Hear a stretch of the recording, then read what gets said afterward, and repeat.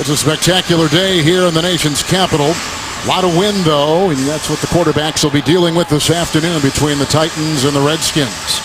Deep back is Andre Roberts, who they got as a free agent from the Arizona Cardinals before the year began. The Titans won the toss. They have deferred, so they will kick off, and taking care of those chores will be Ryan Suckup. He was in Kansas City, a longtime kicker there. Titans were trying out a couple kickers during the preseason, didn't like either. Signed this guy the first week of the season. And then Suckup, in the game at Kansas City against his old team, kicked 4 field goals and they beat the Chiefs. It's the Titans at 2-4 and the Redskins at 1-4. Coming off a loss last week at Arizona, 30-20, and away we go. And he will leave it in the end zone. Which takes us to the Washington Redskin offense led by quarterback Kirk Cousins with his 5th start, Rich, today. Yeah, Kevin, and you could tell he's struggling a little bit. We talked a lot about it in the open, and I just think that you can't play scared or conservative at the quarterback position. It's just too difficult if you're out there worrying about making a mistake. He's got to go out and cut it loose. The other thing they've got to do, when you have a quarterback that's struggling, you got to be able to help him by running the football. They've not done a good job of that the last 3 weeks. Look at RG3, dislocated ankle early in the season. Practice this week, and he should be ready to think in a couple weeks. And on 1st and 10, it's Alfred Morris. He takes it in there with a big group making the stop, including the linebacker Woodyard. It is a gain of 1. He goes to the 21-yard line. And let's check out that Washington offense led by Trent Williams on the line, playing on a bad right knee, but playing well. It's the right tackle, which is an issue. Columbus. And Deshaun Jackson has had 2 consecutive 100-yard receiving games. There's a lot of big plays in him, Rich, and they've talked about that all week long. Yeah, not a lot of catches, but when he gets the ball, good things happen. You mentioned, Kevin, a 64-yard touchdown on a simple slant route last week against the Cardinals. With a 2nd and 9, here comes Morgan. There goes Cousins, and he's got his receiver. And there he goes down the side. Niles Paul breaking a George Wilson tackle, breaking a McCourty tackle, and he takes it down to the 28-yard line of Tennessee. What a play by Niles Paul. It is a 51-yard catch and run. On a scale of difficulty from 1 to 10, this is a 10. He's going to fake the stretch play, and he comes out to his right, but he's got a defender right in his face. He throws the ball before the receiver is even out of the break. Niles Paul is running a little shoot route, and he turns it up. Terrific start by Kirk Cousins. That was an incredible throw with Derek Morgan right in his face. They beat Michael Griffin, and so here they go with good position. 1st down and 10.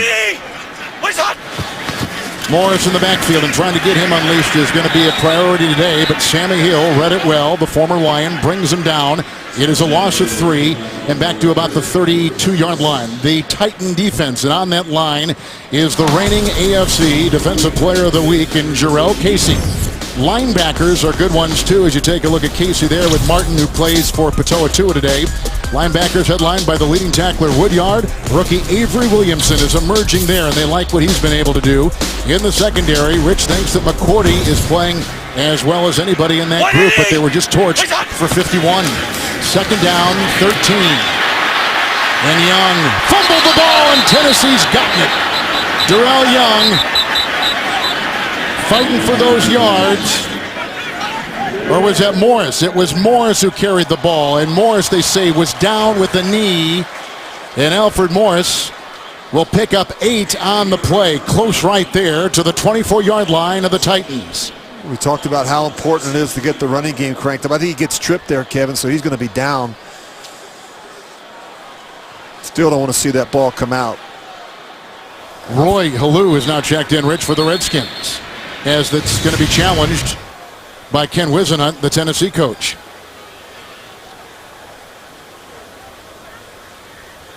Well, the question is, did he stumble on his own? If that were the case, then it would be a fumble. It's whether the impetus was whether Tennessee Titan got him to stumble and then go down. Tennessee is challenging the ruling on the field that the runner was down by contact. Morris doesn't have any fumbles this year. Walt Anderson is our referee. They'll take a look at it once again. Morris is averaging about 4 yards a carry, stumbling there, maybe not touched. They'll review it. Walt Anderson has gone under the hood and looked at the replay. After reviewing the play, the ruling on the field is confirmed. The left hand of number 54 contacts the shoulder of the runner, and his elbow is on the ground prior to the ball coming loose. It's first down, Washington. Tennessee is charged with its first timeout. So they have 2 remaining. Let's bring in Mike Carey from New York. Mike, take us through this. Now, Kevin, here's what you see. 2 things. The runner was touched. He tripped over his own player, but it's not down by contact, it's down with contact. So then when you can see his left knee hits, Willie still has complete control of the ball. His elbow even hits before the ball comes loose. So good confirmation of the call on the field. Great work in replay and officiating. Terrific, Mike. Thank you so much. Morris has not lost a fumble this year. Had 2 fumbles last year. 3rd down and 5. And Halou offers a block in the backfield. And they go outside with the catch made for a first down at the 17-yard line. Grabbed by the other tight end, Jordan Reed. He picks up 7. It is a first for Washington. Yeah, just getting Jordan Reed back last week has really helped, I think, Kevin. Some of these tight ends, in fact, all of the tight ends in Washington, they're like receivers. They run routes like receivers. They're built like receivers. And so this gives Kirk Cousins another option outside with these tight ends. Paulson's the other tight end right here with a 1st and 10 from the 17. Oscar. Morris in the backfield. Alfred Morris with a block by Laval. And then there's an avalanche of defensive players right there, led by Woodyard, and also coming in Mike Martin, who gets a start in the line today. It is a gain of 2 and put him at the 15. And you talk about the struggles, Kevin, with the Washington rushing attack, and I think part of it is they're getting what's blocked right now, nothing more. And then they need to block better on the perimeter with the wide receivers and the tight ends. You've got a bunch of wide receivers that haven't been great there. And then you've got a quarterback that's a factor as well. He doesn't run like RG3. That makes it difficult for the running game. It's a 2nd and 8 for Cousins. He's got the 3rd tight end. This is Paulson. He coughs up the ball. And it was recovered on the play, it looked like, by Cam Wembley. Rolling away, but was he down? They say he fumbles the ball at the 8 and recovered by Tennessee. Paulson with what was his 10th reception. Big hits there by Woodyard and Hill and reeled in by Wembley. The NFL on CBS is sponsored by Southwest Airlines. Book your low fare now at southwest.com. Verizon XLTE on America's largest, most reliable 4G LTE network. And by the all-new 2015 Acura TLX. It's that kind of thrill.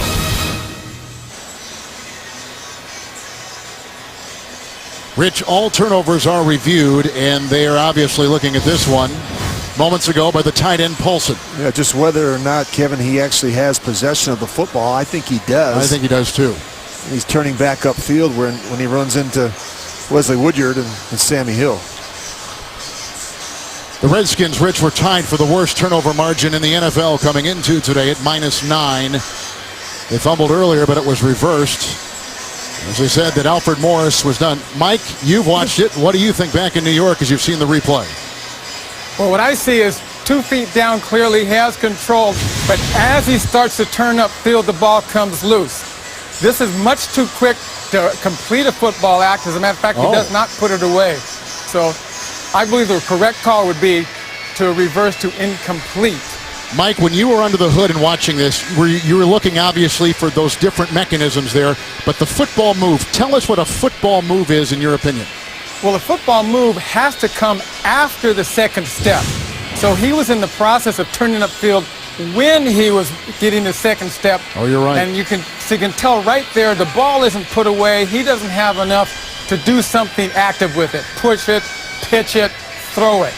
And at regular speed, you'll see this is way too quick for a catch and a fumble. After reviewing the play, the receiver did not have firm control of the football. The pass is incomplete. It'll be 3rd down at the 16-yard line. Please reset the game clock to 10:57. Mike, were you talking to Walt Anderson during that review? Or you guys were? It was a mind meld. We have a mind meld. Walt and I are on a crew for many years. I know how he thinks. Thank you, Spock. We appreciate that. Mike Carey in New York. Watch it again. Yeah, this is a huge break for Washington, Kevin. You always tell these tight ends to put the ball away. I think he's trying to. He never anticipates Sammy Hill on his backside. So it's an incomplete pass to Paulson. It is 3rd and 9 for the Redskins. The big play, a 51-yard catch and run by the tight end, Niles Paul. Here they have it at the 16-yard line. Into the nickel. Cousins making his reads and then finds one at the 13-yard line on a gain of 3. And they get it off to the slippery Deshaun Jackson. Brought down right there. And now it is 4th down and 6, and they will try for a field goal. When you look at the quarterback, Kevin, I think the key for him, he doesn't have the history in the system, and it's going to take time for him to master the offense. And at times, he's the indecision, I think, has gotten him, and I think that's really where the mistakes show up. And you look at him sometimes on the reads. It takes him a while to get through the progressions. You can see him staring at that primary, not getting to the second and third receiver. He's got to play faster from under center. Forbath will try a 31-yard field goal. This is into the wind, knifing its way for 3, and the Redskins are on the board. 5 minutes into the game. Big play, 51-yard catch and run by Paul. A 31-yard field goal. Thursday night football right here on CBS. The entire league opens up on Thursday right here. Welcome to the Wild Wild West. It's the Chargers and the Broncos. It's a beauty from the AFC West taking off on Thursday night football on CBS and NFL Network. Yeah, 2 quarterbacks, Kevin, that are having MVP-type seasons. Rivers and Manning have already combined for 30 touchdowns through the first 6 games. That'll be a beauty.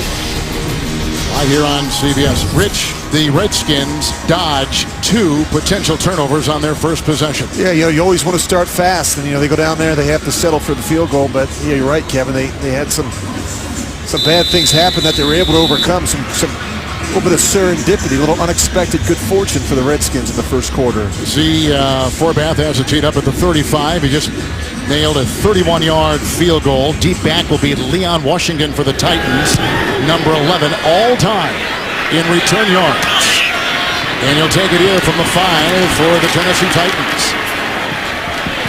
And that ball looked to be knocked astray, but finally the tackle was made on the play by the Skins' Jamarcus Sanford, 21-yard return. Which takes us to quarterback Charlie Whitehurst. He's been one of the biggest stories this season for Tennessee, replacing the injured Jake Locker. Yeah, when you watch him, you see a quarterback that clearly has a good command of the offense. Obviously his second year in the offense, having spent last year with Ken Wisenhunt in San Diego, played a lot of preseason snaps. So in talking to the coach last night, he feels pretty good about Charlie Whitehurst's overall grasp of this system. You can see the Titans opening up with 5 wide. That means the nickel secondary for the Redskins.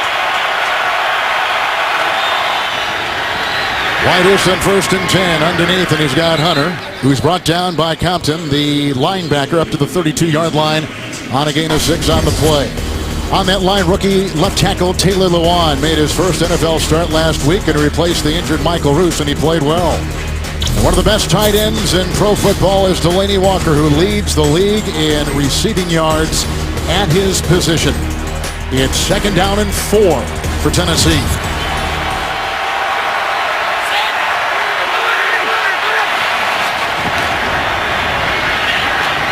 Jackie Battle. With the beat on him across the way was Keenan Robinson, the second leading tackler for Washington. It's a gain of 12 and a 1st down for the Tennessee Titans.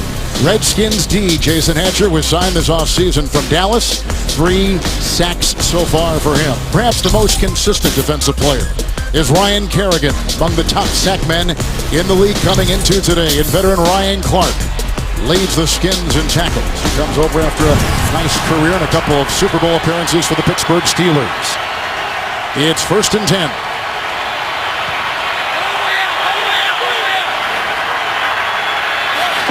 Into the nickel.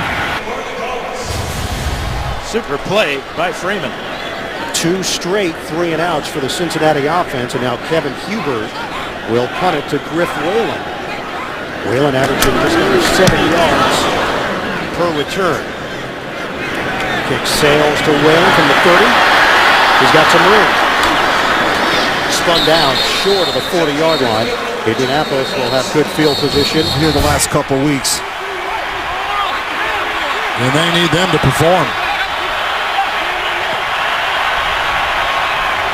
How far off they are. With a 2nd down and 5, a good block by Orr. There's a bobbled ball. Flag is thrown. They're going for Walker, and coverage on the play by Emerson, who Rich was just talking about. Emerson had that concussion last week. Illegal hands to the face, number 62, offense. 10-yard penalty, still 2nd down. And that's the center, Brian Schwanke. So Rich becomes 2nd down and 15. You know, we talked about the wind a little bit earlier, gusting over 15 miles an hour as we watch the hold. Yeah, right in the middle of your screen. He's going to knock the helmet of Chris Baker right off. It's pretty good evidence, huh? Yeah, that's pretty good evidence. Yeah, you mentioned the wind, Kevin. I don't think it's going to be a huge factor on the short and intermediate throws. As a quarterback, you always worry about it on the deep throws. You've got to get the ball up and down a little bit quicker and not put as much air on it.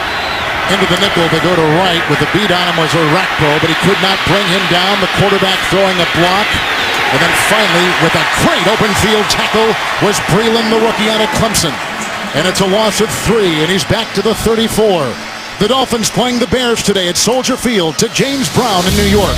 Hey, Kevin, here's pretty good evidence of defensive confusion. Yeah, you're going to see Chicago Bears. They forget to cover Charles Clay in the corner out the back of the end zone. Ryan Tannehill hits him for 13 yards. Miami up 7-0. Well, I'm sure Rich Gannon as a quarterback loves to see that. Back to Kevin Harlan.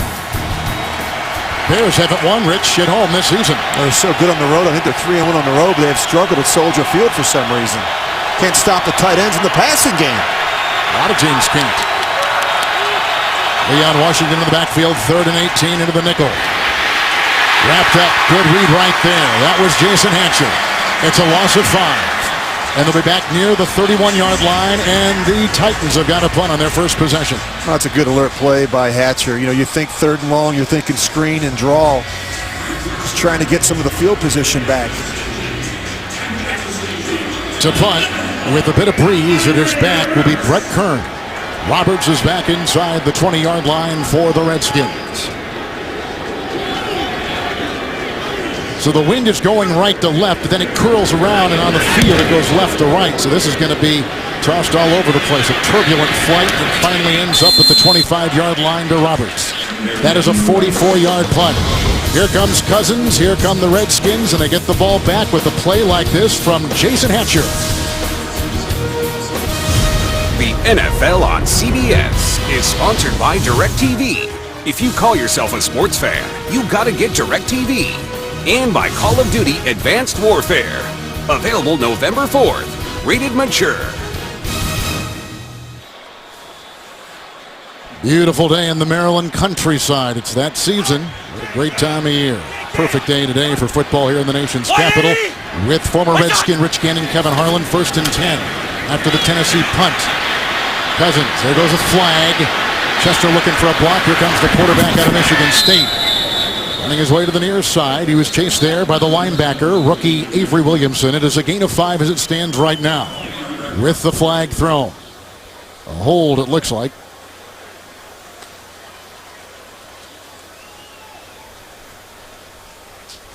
As they confirm. I'm just watching my monitor here, Kevin. The Redskin receivers have to do a better job against man-to-man coverage. And when the quarterback gets outside the pocket. Illegal formation, number 86, offense. Illegal hands to the face, number 94, defense. Fouls offset.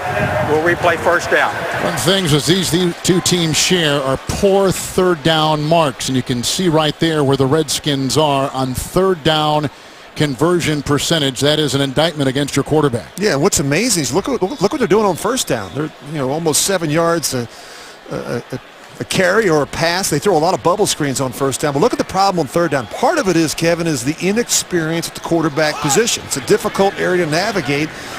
You talk about situational football, 3rd down, and that's an area where Cousins has really struggled. It's a 1st and 10 with 2 tight ends. Morris holding on for dear life is Casey. Makes the stop near the 29, Rich, on a gain of 4. Well, you talk about 3rd down and how important it is, and look at the guys and the teams that have had so much success, and look at the total number of starts for quarterbacks. You're talking about Romo and Breeze and Rivers and Alex Smith, and there's a lot to do with it. You talk about good red zone teams, good 3rd down teams have quality veteran quarterbacks with experience. The experience matters, doesn't it? Huh? 2nd and long, 5.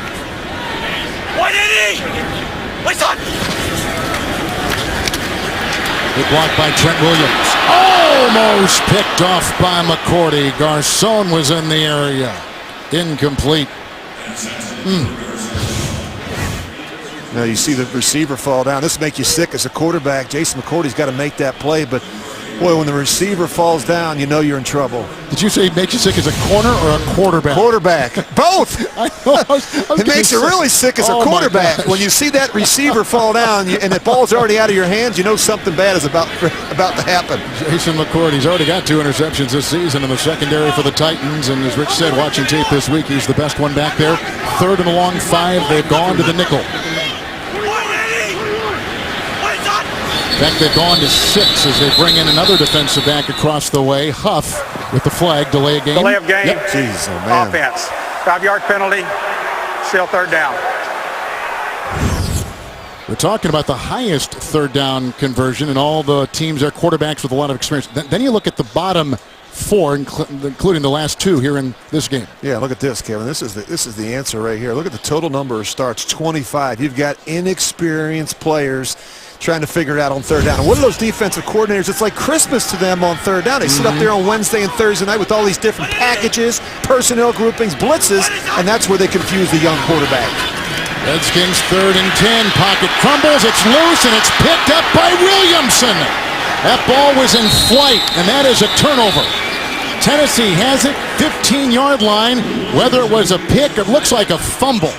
Well, we don't know. We will try to clarify that. Regardless, Tennessee has it. It's a turnover, and they've got it in the Redskin red zone.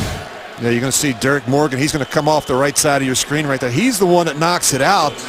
And you see the linebacker, Avery Williamson. It's a gift. Just falls right into his lap.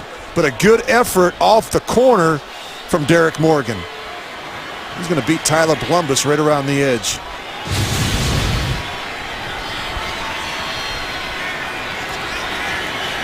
Look at that, 10 giveaways this season. That's not good. It's a big reason why, Kevin, they're 1-5.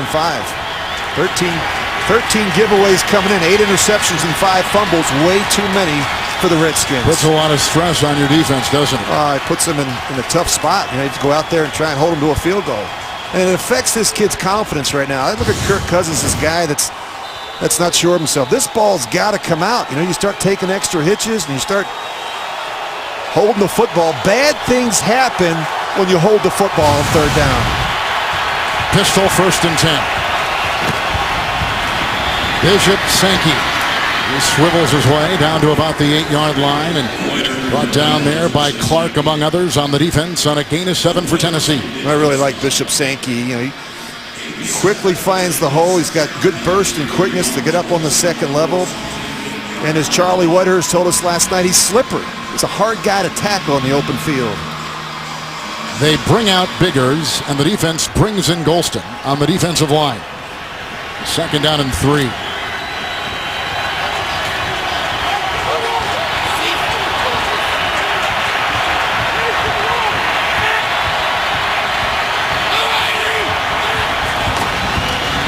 Sankey again, looking for a block.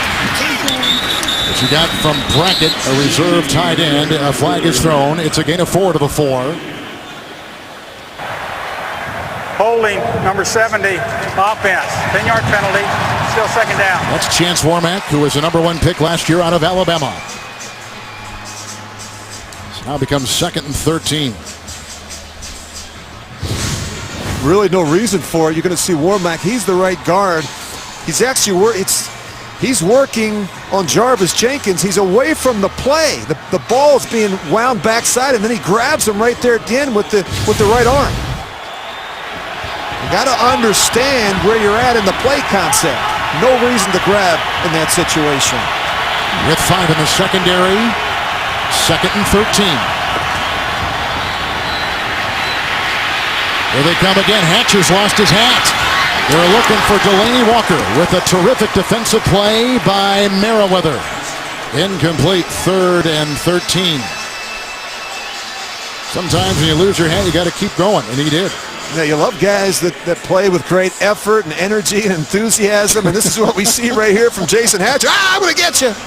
Isn't it great when you can see their expression? I mean, like it's right there. It's great unless, of course, they're running after you. Yeah, exactly. Now he's trying to put his ear pad back in. So now you got to put your pad back in. You got to work without a helmet. You got to do it quickly. It's a 3rd and 13. And you got that chin strap buttoned up. Yeah, you got to get that It'll come right off again. That's right, and they better get it snapped. Safety first, Kevin. Timeout. Whitehurst will take a timeout. His dad played in the NFL. Charlie Whitehurst's dad did. David Whitehurst. In fact, one of David Whitehurst's best games in the NFL was a game in this city, in the old RFK Stadium.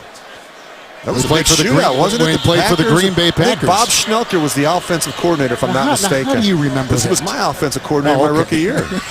He used to yell at me all the time. He said, be more like Charlie Whitehurst's dad, David Whitehurst, right? Tomorrow on CBS. See why critics are saying the new hit drama Scorpion has some real sting. Don't miss a new episode tomorrow at 9, 8 Central, only on CBS. You know, Kevin, you were talking about Charlie Whitehurst, and we've gotten a chance now to visit with him a couple times as we've done the games. I really like his temperament and his demeanor when he comes into those production meetings. He's almost fallen asleep. He's so relaxed. Well, he's kind of a cool customer. He doesn't get too excited one way or another. I think he's just got he's the perfect backup quarterback, if that makes any sense. I think he understands his role. He's here to help the young quarterback in Jake Locker. And when he gets in there, he doesn't need a lot of reps, but he knows what to do in critical situations. They feel pretty comfortable with Charlie Whitehurst. Washington in the backfield, 3rd and 13, 5 in the secondary. Here they come. There was a block right there by Orr, which buys time, and there's the throw to right, and the coverage on the play by E.J. Biggers. It is incomplete. It's 4th and 13, and the Titans will settle for a 3-point try. We don't think of Whitehurst as a big scrambler, but he'll hold the football, and he'll give those receivers a chance to work down the field. And he's got a big-time arm. He can make all the throws. Suckup will try a 36-yard field goal. Here he is right now. He had 3 field goals against Jacksonville last week. We mentioned the 4 he had against Kansas City in the opening weekend victory. 36-yarder right here. Snap was a little astray, but he gets it through and ties the game at 3 with 3:41 to go. So a fumble, and they cash in, the Titans do, with 3 late in the first. Well, the Redskins defense does their job. Tennessee, Rich, had great beginning field position, and they had to settle for a field goal. Yeah, sudden change of possession, and they go out and get a stop there. And you look at Jim Haslett. I've always had great respect for the job he does as a defensive coordinator. I just remember, Kevin, back in the day, I hated going against his group. Very game plan specific each week, and it takes a while. You need to spend part of the first quarter just trying to figure out what he's trying to do versus your different fronts, different personnel groupings and formations. The kickoff by Suckup after his 36-yard field goal. Andre Roberts will leave this in the end zone as he hits the chalk and out to the 20-yard line with a touchback. Well, let's watch about 3 plays here that really have turned the tide in this game, but really no blood inflicted from the Redskins yet. Yeah, you know, you look at Morris puts the ball on the ground. Of course, they overturn it, and of course the Paulson fumble, which was ruled not a catch, and so they were very fortunate to come away with a field goal in a situation. A little sloppy with the ball. And if I'm Jay Gruden, I'm talking to the receivers and backs about taking better care of the football in the open field. Morris and Young in 1st and 10, and here comes Morris. He finds a gap. Griffin is on his tail, and he takes it for a run of a first down near the 33. Picks up 13. That is a first down. You know what's interesting, Kevin? We're seeing more runs from the eye, and this is what Alfred Morris does well. Remember now, a lot of the runs we've seen the last 3 or 4 weeks, he's been in the shotgun. Look at Deshaun Jackson. Let's see him block somebody. Well, and he was criticized this week in the Washington media for not doing it, and he didn't do it there. He just doesn't want to get in the way. He's not going to help you. He's a screener. He's a screener.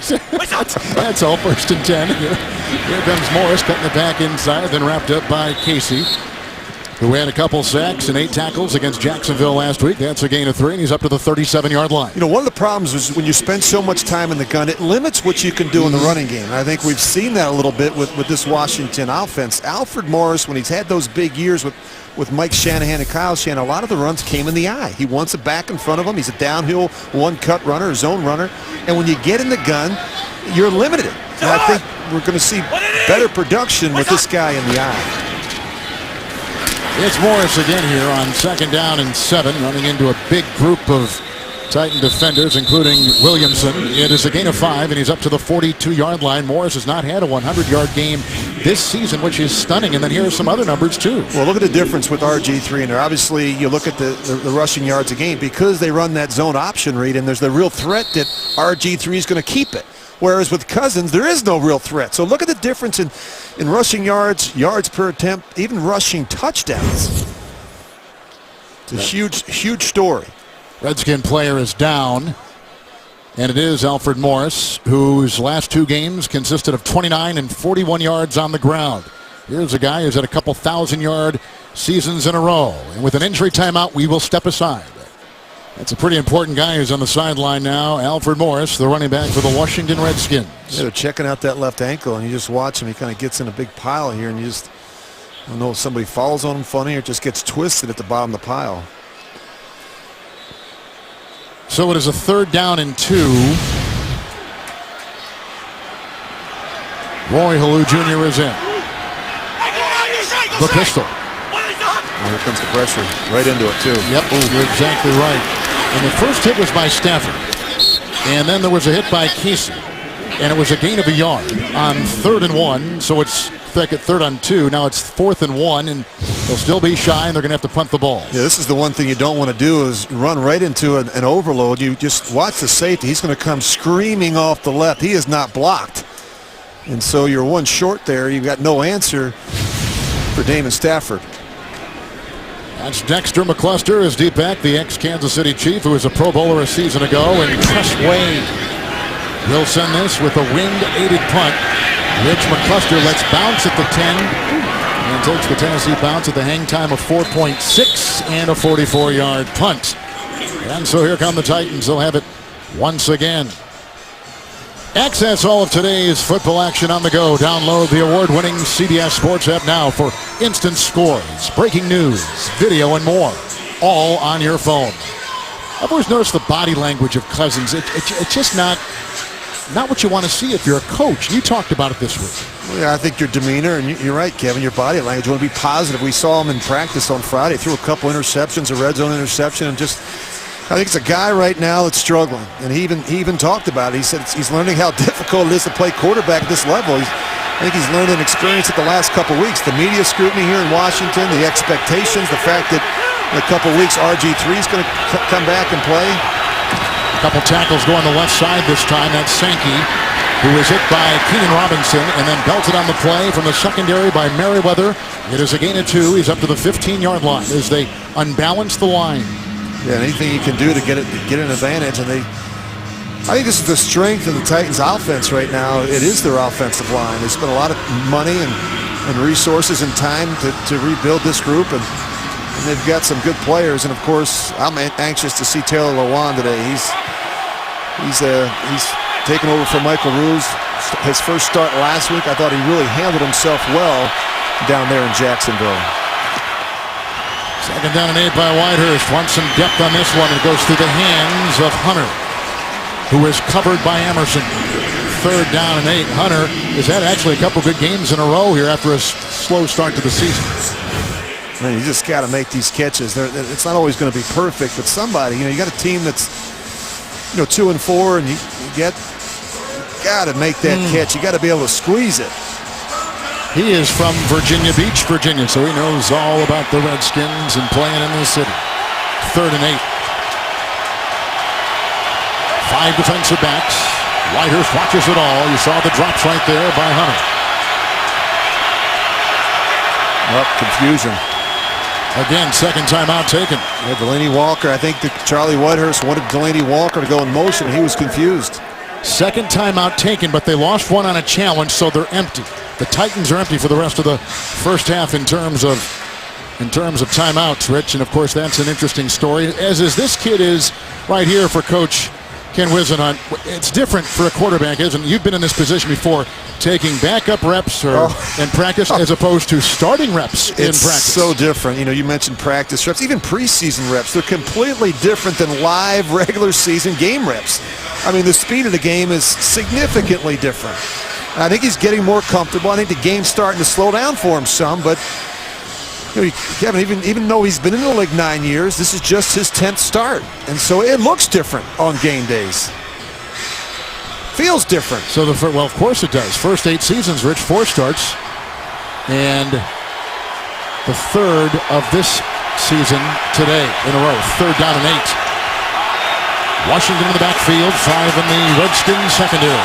This is really where they've struggled. 31% on 3rd down, dead last in the NFL.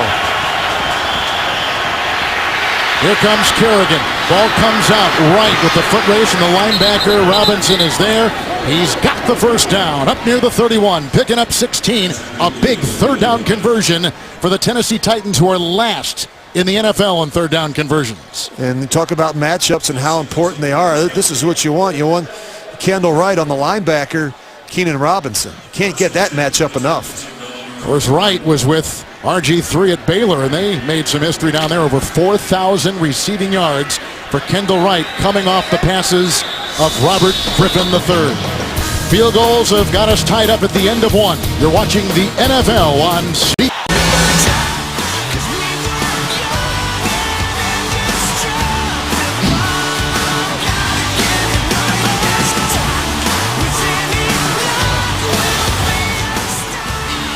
Take a look at the story so far here from the nation's capital. 1-5 Washington. They've lost 4 straight, 13 of 14. 2-4 Tennessee, winning last week over Jacksonville, 16-14. They have it now with a 1st and 10. Big play on the drive, taking over at their 13. A 16-yard pass to Wright. Blocked by Washington. Charlie Whitehurst looking for Jackie Battle. He's got the ball. Kerrigan defending. And he's right on the chalk and only picks up a single yard on the play. It'll be 2nd down and 9 for Tennessee. Well, let me just draw this up. You got Justin Hunter, and the tight end is going to come all the way across the formation. He's wide open. Sometimes you look at the film on Mondays and you say, why didn't you throw it to your tight end, Delaney Walker, who's wide open? Yeah, and why didn't he? Minus decision. And that's the problem. You wonder why they've only scored 1 first-quarter touchdown all season. In 7 games, they're slow starters. You miss wide-open receivers. You don't go through your progression.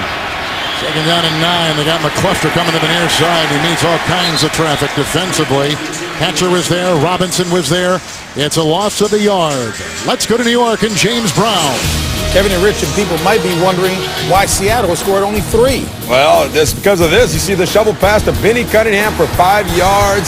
Like you said, JB, Rams 14-0 in the 2nd quarter. Now 14-3. All right, back to Kevin Harlan and Rich Gannon. You may recall on Monday night they had a 14-0 lead the Rams did over San Francisco. Couldn't hold on. Could not hold on. We'll see if they hold on today. Back to JB and Tony, 3rd down and 10.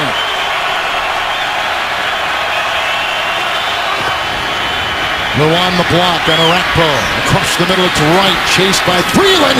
The lunge at the end gets him close, but maybe shy of a 1st down with a great effort by Kendall Wright, who only had a catch last week for 6 yards, getting more involved today. Well, he's going to come screaming across the formation from right to left. A little under route. Whitehurst puts it right on his front number. And look at this effort here at the end. Terrific effort by Kendall Wright. And by Breland to hold on and read it well. Wright is tough to get a hold on, and you can see they're going to still be shy. Well, let's see. Good spot. Maybe not. Looked good initially. A couple short, couple links. No, Tennessee can't challenge the spot because they're out of timeouts. So Wright is short. Even the great effort at the end of the play cannot get him the 1st down, and so they got a punt. That's why we talk about the importance of getting your depth on 3rd down. You're supposed to run the route at 6. Don't run it at 4. Got to push up, create some separation, but make sure you get your depth so that you don't find yourself coming up a few inches short. And that's on the receiver, isn't it? Yeah, it is. Yeah. It's absolutely on the receiver. And what would you say when you come over to the side and you were short and you had to do something like this, right? Punt. Should get on. Really? Can I say? I don't know if I could say it on the air. We'll clean it up for our audience. I mean, you know, the FCC is right down the road. You can't let his mistake become your mistake. Okay, get your depth. They got a punt with Kern. Roberts is deep back. Oops. Hoops is right. No hang time. Returnable from the 18. This is why they got him as a free agent. And he's zipping his way all back and forth and can't find a whole lot right there. And down he goes. And it's a 1-yard return. Right. Every inch trying to be grabbed out of it. But they give it up nonetheless and punt the ball. Alfred Morris back for the Redskins. That is a good sign. Yeah, they need to crank up the running game. No question about that. Just 41 rushing yards last week on 13 carries for Alfred Morris. After the Tennessee punt, here he comes. First down and 10. Casey slowed him up, and then Woodyard finished him off. And a gain of about 5, and he's up near the 24-yard line. So the running game, you've been talking a lot about that. You mentioned before something I thought was interesting. The perimeter blocking isn't necessarily there for the Skins. Well, you've got a wide receiver in Deshaun Jackson, Kevin, who weighs 175 pounds soaking wet. You've got a couple 240-pound tight ends. So they're not great at blocking on the perimeter. And that's why you don't see a lot of explosive runs when you study the Washington offense. Halou is in right now with the Young. Halou's going to get it. Young's going to, look out, he's right. That was well played by former first-round pick Derek Morgan, loss of 3. The former ACC Defensive Player of the Year at Georgia Tech throws him for a loss back to about the 20. And running backs don't appreciate that. You know, your job as a quarterback is to look out in front of throws. Right. You don't want to lead a guy like Halou right into a head-on collision. If it's not there, throw it away. Take care of these guys. You got to take care of the guys that take care of you. Like me last night, for example, buying you dinner. You got to take care of the guys that take care of you. I don't remember that. 3rd down and 8, and they go deep right here, and it was caught by Jackson. What a catch, working on McCourty, and they'll spot him at about the 42-yard line of Tennessee. What a grab, 37 yards. Well, this is what you go out and get a guy like Deshaun Jackson for, the big play ability, and you look at that concentration on the boundary. Jason McCourty's in perfect position. It's just a perfect throw and a catch to get it done on the boundary for the Redskins. Wow, that's great concentration by Deshaun Jackson. He's had a nice string of games here, a couple 100-yard receiving games, as we talked about. 3rd in the NFL, coming in yards per catch. This is a horse the Redskins can ride right here with a flag thrown and then the delay of game. Offense, 5-yard penalty, still first down. When you were called for delay of game, and not saying that it was on you a lot, but what were some of the things that would lead to a delay of game? Not getting the call? Yeah, the big thing is getting the play in, and then all of a sudden you've got somebody in the huddle who's got a question. Then you get up to the line of scrimmage, and you've got a guy that's not lined up properly. You've got to make that adjustment. Maybe something the defense does. They make a shift or an adjustment. Now all of a sudden you're trying to change the play. Next thing you know, you look at that play clock, and it's down inside 5 seconds, and you've got to do something. And you got a young quarterback. And you got a young quarterback that doesn't look at the play clock before every play. 1st and 15. Cousins, right on the screws, caught by Reed. Brought out of bounds by Williamson. The catch and run, good for 22 yards to the 25 of Tennessee. Yeah, this is what Kirk Cousins does well. These little boots and nakeds off the fake, where he's going to wind up setting up in that backside B gap between the guard and the tackle, and off the play action stretch. They do a good job running the stretch play, and then off of that, of course, comes the boots and the nakeds. Reed was inactive for 4 games this season with the knee injury. Came back last week, making his mark today from the 25, 1st and 10. Alfred Morris. And then grabbed right at the line there, and you can see a Woodyard stop and his gain of 2. You're right, Rich. These tight ends, slight of build and more like receivers than tight ends. Well, there's the pros and the cons. The positive part of it is they run routes like receivers, but then all of a sudden you talk about as an inline player, as a blocker, they struggle a little bit. They don't hold up on the edges. And you look at those running backs when they wind the runs backside, you're getting a stalemate at best out of the tight end position. They don't have that one big tight end, Kevin, that can move those defensive ends and linebackers off the line of scrimmage. 5 defensive backs on a 2nd down long 8, and they go outside. A quick hitter here to Roberts, taken out of bounds by Williamson. He picks up 7 on the play, put him about the 17-yard line and close to a 1st down. Well, they have a number of ways to get the ball on the perimeter, and it's not just in the running game. They have these bubble screens and these little wide routes that they run at a short motion to the receivers and to the backs. I bet you I saw that play a half dozen times last night in the Notre Dame-Florida State game. There was a lot of it, wasn't there? There was a lot of them. Well, you and I were talking about that on the way over. They're looking at Jackson. 3rd and 1. Morris is in. What's up? Fake to Morris. Polson with the release after the block, and he overshoots him. Flag is thrown. Michael Griffin was covering in the secondary for Tennessee.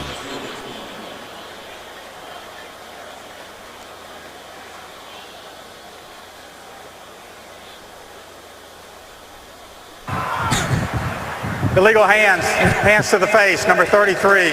Defense. 5-yard penalty. First down.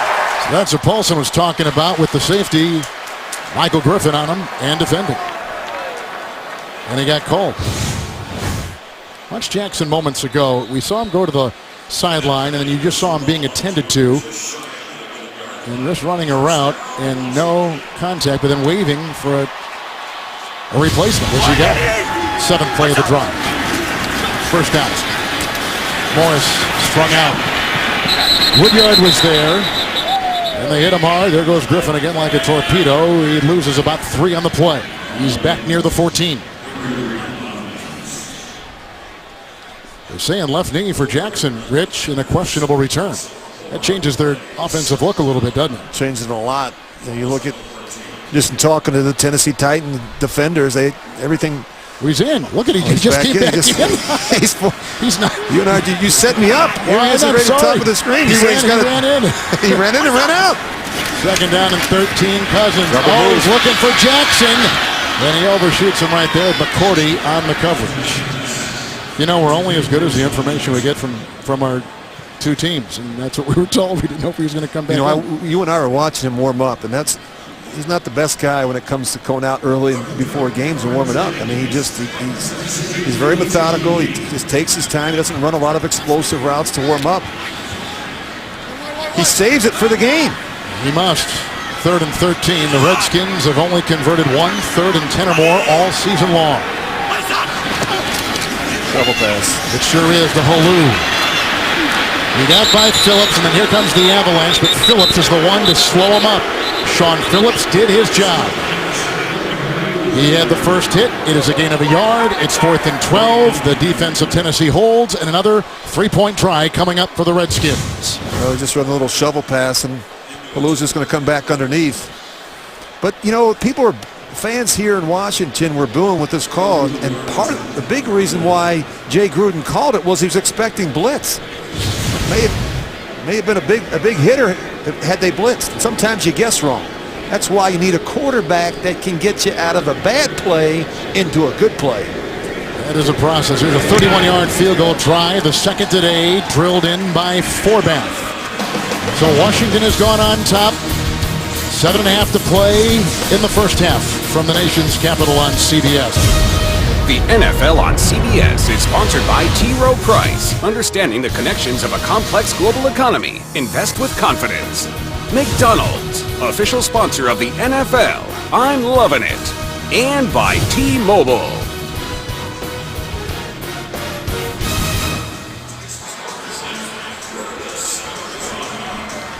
31-yard field goal by Forbath, but the offense of the Redskins, Rich, 2 times in the red zone, settling for 2 field goals. And they're stalling in that part of the field, and they're getting behind in the down and distance. And having good, I always say that good red zone teams have the ability to run the football in that part of the field, and they have not done a good job of that so far this season. Running game of Washington, 23rd coming into today, and that is with Alfred Morris. But the run defense of Tennessee, not that good, 24th, so they thought maybe they could make some headway. Going to leave it in the end zone, a touchback to the 20-yard line for Whitehurst and the offense of Tennessee. Wednesday on CBS, Dylan McDermott. And Rich, your favorite movie star, Maggie Q, star in the new hit thriller Stalker. Wednesday at 10, 9 Central. Only CBS. I'd like to see Maggie Q and Louis C.K. in a show. Wouldn't you? I would like that. You could probably make that happen. Put LL Cool J in there, and you got a lot of people with a lot of initials. A lot of moving parts. We need to get you a nickname. What? We need to get you a nickname. 1st and 10 for the 20. Up the middle they come. Moving up nicely, Whitehurst. And then catching him was Keenan Robinson on the move, 23-yard line, picks up 4, 3.5 on the run. Keenan Robinson makes a lot of plays. He does. Very active, makes a lot of stops. Second on the team with 58 tackles. Done a nice job in the middle of that 3-4 defense. They really missed Perry Riley. He's solid as a first-year starter, is Robinson. He's 3 years out of Texas. Second down and 6.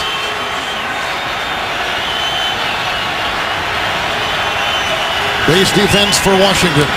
Blocked by Luan. Downfield for Wright.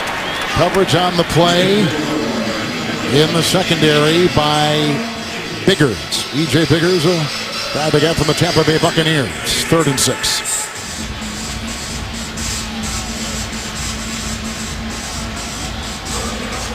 I don't think the wind's a factor, even though it's gusting over 15 at times. Rich, do you see that at all? No, it really isn't. And I don't think it's really affecting either quarterback. But I think more than anything, you're seeing both teams play a lot of man-to-man coverage. Somebody has to win. Somebody has to be able to create separation against man-to-man.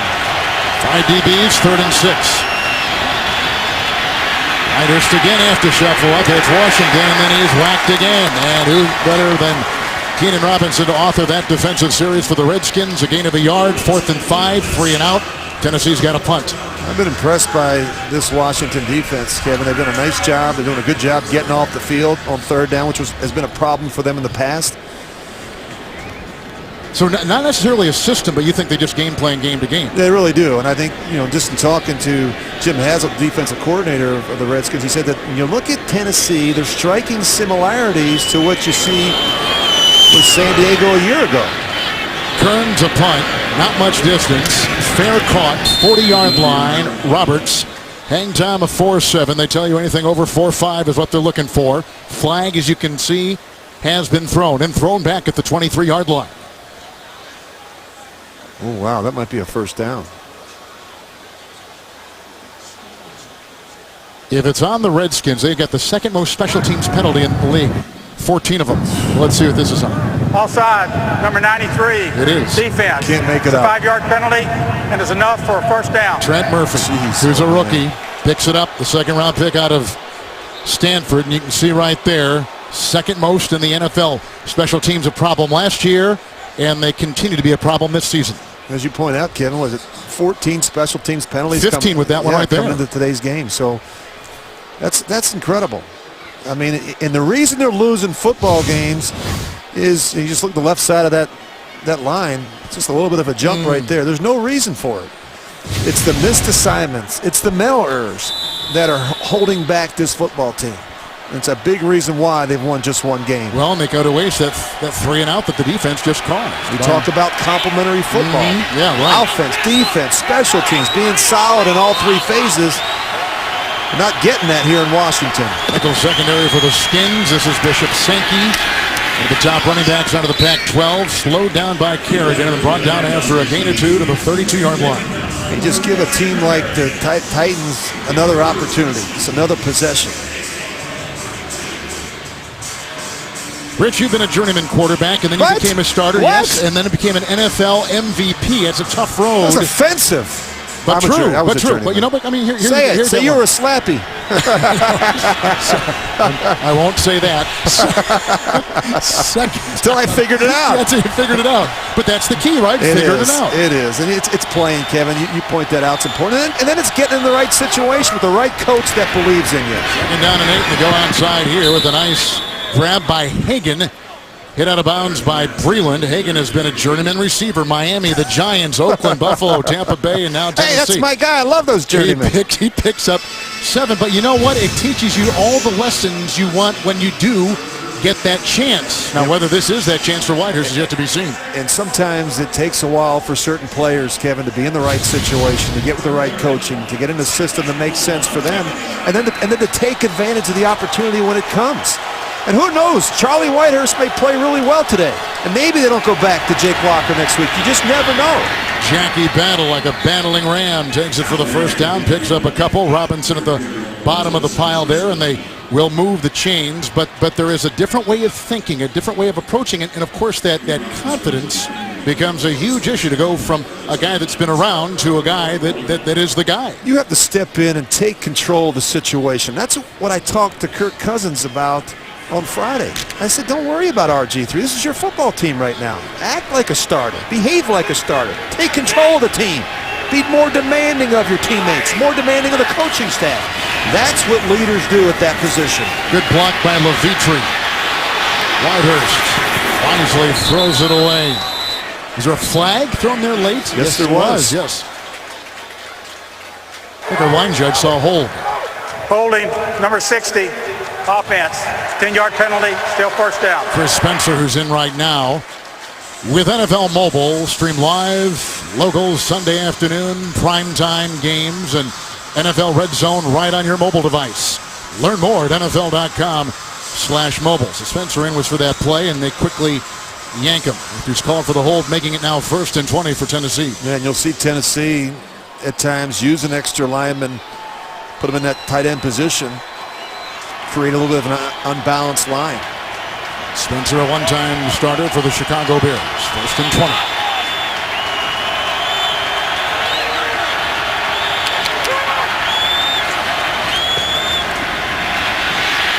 Again, a congested pocket. Down he goes! Frank Pierce, 3rd sack. He's out of Alabama A&M, a rotational player on the defensive line. And the tackle is made right at the line of scrimmage, so there is no loss, and Pierce has got to catch his breath.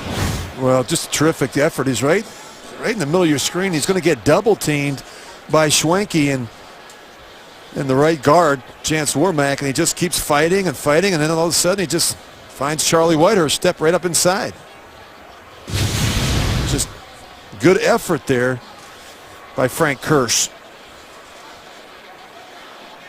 There's an injury timeout and 3:55 to go here in the first half of the nation's capital, with the Redskins on top by 3 on CBS.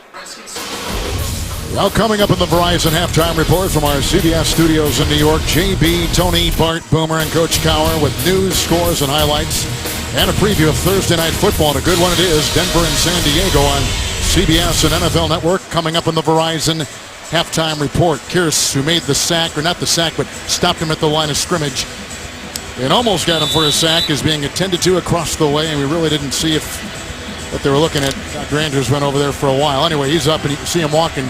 2nd down and 20. 8th play of the drive.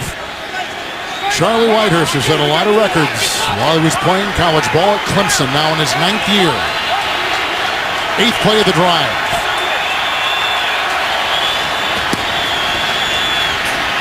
Lot of time. Overshoots the receiver. Intercepted by Breland. His first career pick. If he scooped it up, we're going to now confer to see if it hit the grass. We had some shoving after the play. It is an interception, and Charlie Whitehurst with his first interception in his last 82 pass attempts going back to week 4 against the Colts. Well, when he misses throws, Kevin, typically it's high. And looks like the protection's pretty good here. He just misses the tight end across the field high, Delaney Walker. And look at Breland. He makes the interception. He still thinks he's back in college at Clemson. You know, this is the NFL. When you make an interception, you get up off the ground and start running. It is his first, and with D'Angelo Hall out and injured, Breland has seen some time, obviously, starting in the secondary. Yeah, they're banged up with D'Angelo Hall, Tracy Porter. Not a lot of depth or experience there. I think that changes the way you call a game if you're Jim Haslett, the defensive coordinator. A little bit more conservative when you look at the Redskins the last 2 or 3 games. The pocket has been crumbling around Whitehurst most of the first half. Here we go. Cousins with a 1st down and 10. That is picked off. Intercepted on the play by Woodyard. The former Bronco who played in last year's Super Bowl, brought down by Columbus. It's a 2nd turnover for the Redskins, both by Cousins. A fumble the first time, a pick right there, and now the boos cascading down onto the young quarterback out of Michigan State. Well, Kevin, you learn early in your career you don't fight zoning linebackers. You're going to get a crossing route that's going to come behind Wesley Woodyard. But watch, he's just reading the quarterback's eyes the whole way. What is he doing? He's just dropping. And if you lock in on the receiver, and it's not man-to-man coverage, you never feel the linebacker drop in zone coverage. There's a difference between man routes and zone routes, and that is what Kirk Cousins has to figure out. That sounds difficult. You don't fight zoning linebackers. Yeah. 37-yard line of Washington for Tennessee. Woodyard's second interception this season, 7th of his career, and look where he's put the offense, 1st and 10. There's a block by Brackett, a handoff to Bishop Sankey, and there he goes, and pushed out of bounds by Robinson. After a first down corkscrew move that picks up 11, and he takes it to the Redskin 25. Well, really a nice move here. You don't tackle with your head down, and you miss a back like Bishop Sankey. We talked about him being slippery. Very good runner in the open field. It looks, Rich, like he's understanding more week per week. Yeah, I think he's getting more comfortable. Ken Wisenhunt told us last night he's getting better with his footwork, he's getting better with his reads, and he's even getting better in the passing game with protections. Watch 82 on this one, 1st and 10. Who gets a block? Does Delaney walk? That opens up a beautiful hole, and diving to the 16-yard line is Sankey once again. First team all Pac-12, picks up 9 right there on first down to the Redskins 17. And you mentioned Delaney Walker, Kevin. This is where he has to come to life down in the red zone.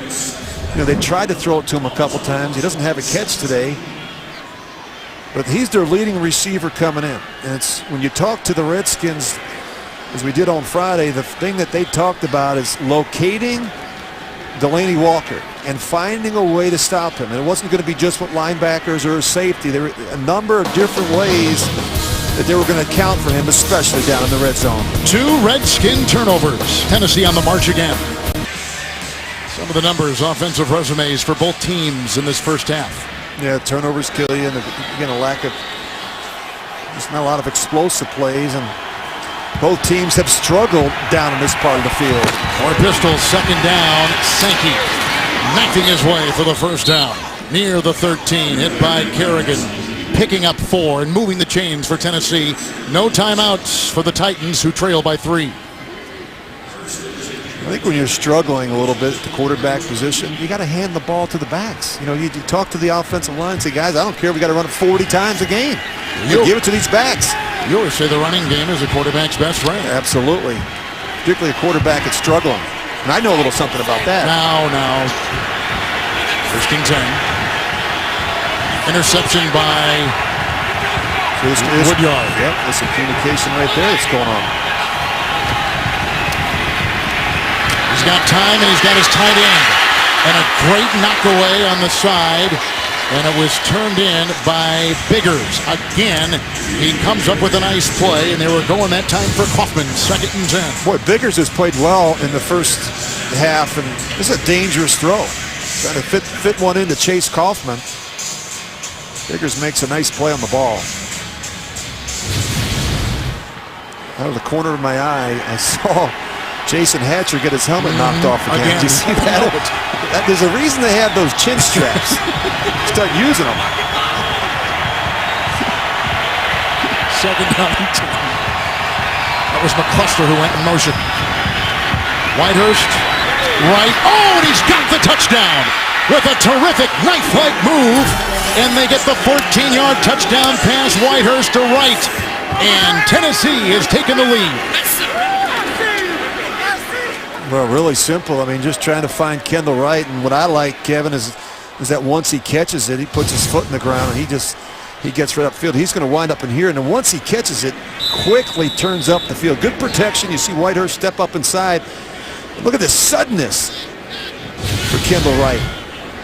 Put that foot in the ground and get north and south. Whitehurst with his 4th touchdown pass of the season. Ryan Suckup will try the extra point just before halftime here in Washington. 10-6, the Titans. And Wright comes up with his 4th touchdown reception of the season. A little sidestep, a move into Peters, and a lead for the Titans. The NFL on CBS is sponsored by Bud Light, who reminds fans to stay in the game and drink responsibly. And by Jeep Grand Cherokee, the most awarded SUV ever.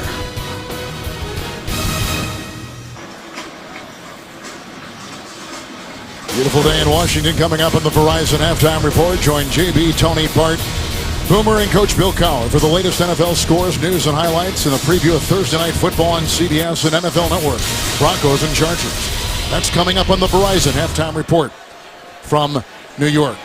So a league-leading 9th interception thrown by Cousins, cashing in Tennessee, 14-yard touchdown pass. Whitehurst to right, 10 points off 2 Washington turnovers for the Tennessee Titans. With the suck-up kickoff, the ensuing boot after his extra point and taken by Roberts, who will work the sideline and look for a block and then go down. Hit by Hagan at about the 23, and a flag has been thrown at the 40-yard line.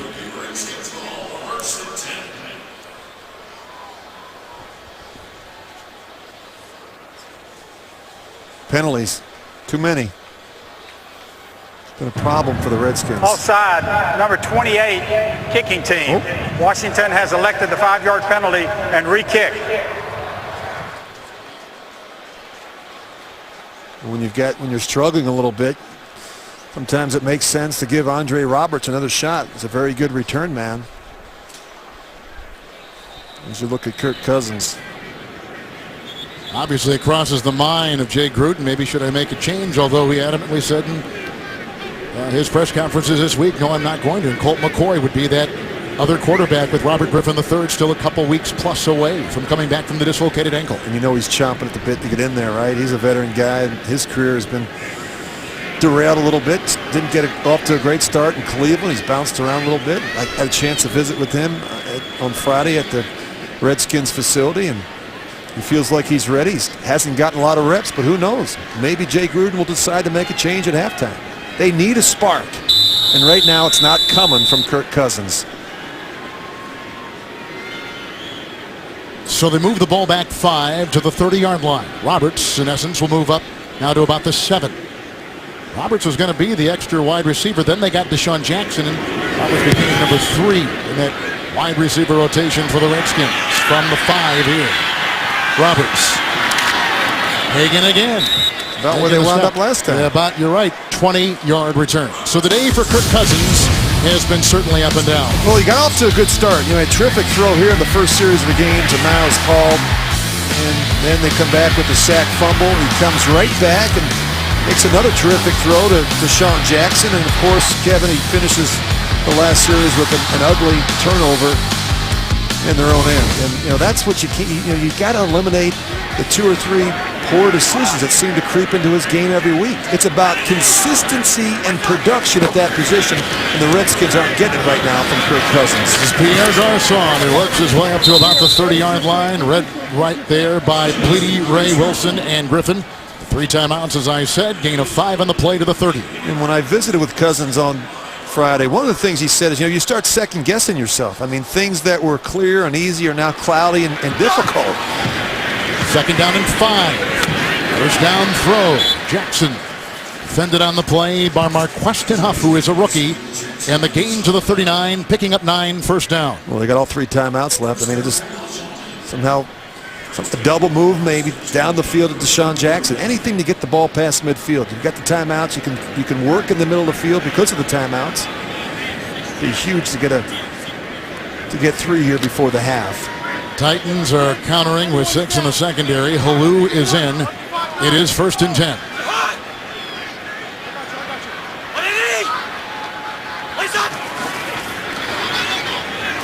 They get around Columbus, which forces Cousins to move, and that is off the fingertips of Roberts, who is defended by Griffin, and a flag back at the 29. Holding number 74, offense. 10-yard penalty, still first down. As you were talking about before, Rich, Columbus, that right tackle position is an issue for this offensive line. Yeah, Tyler Columbus. I mean, he needs to be stronger in the pass protection. I think too often, Kevin, he gets pushed back into the lap of the quarterback. And he struggles with linebackers and defensive ends that can turn the corner with some speed.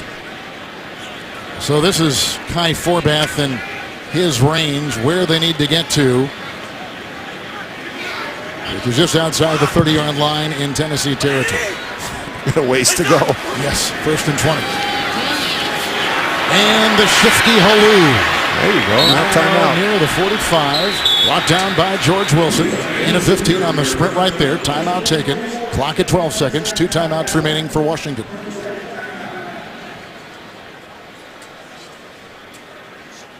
About another 22, 23 yards to try a field goal here.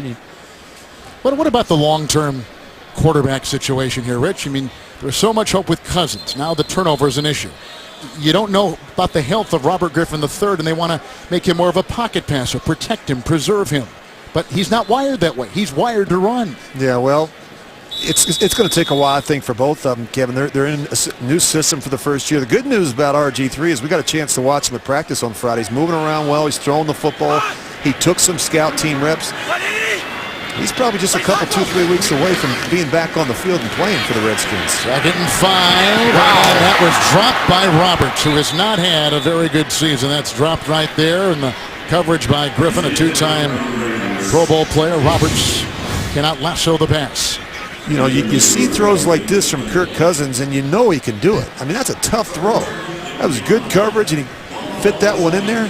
He makes the tough throws look easy. He makes the easy throws look tough. That sounds tough to digest. It is tough. Yeah. Okay, 2 timeouts.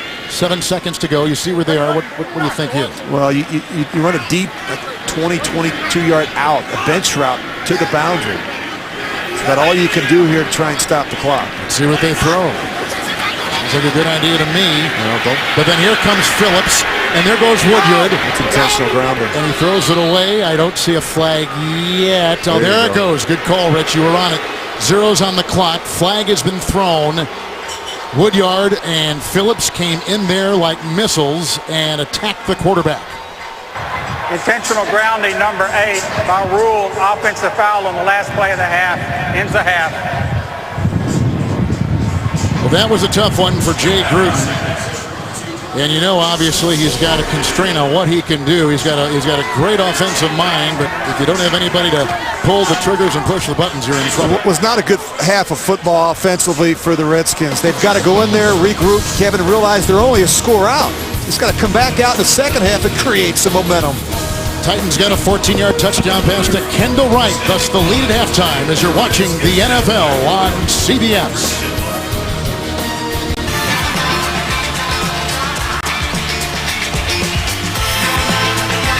Was caught by Jackson. What a catch. Oh, and he's got the touchdown.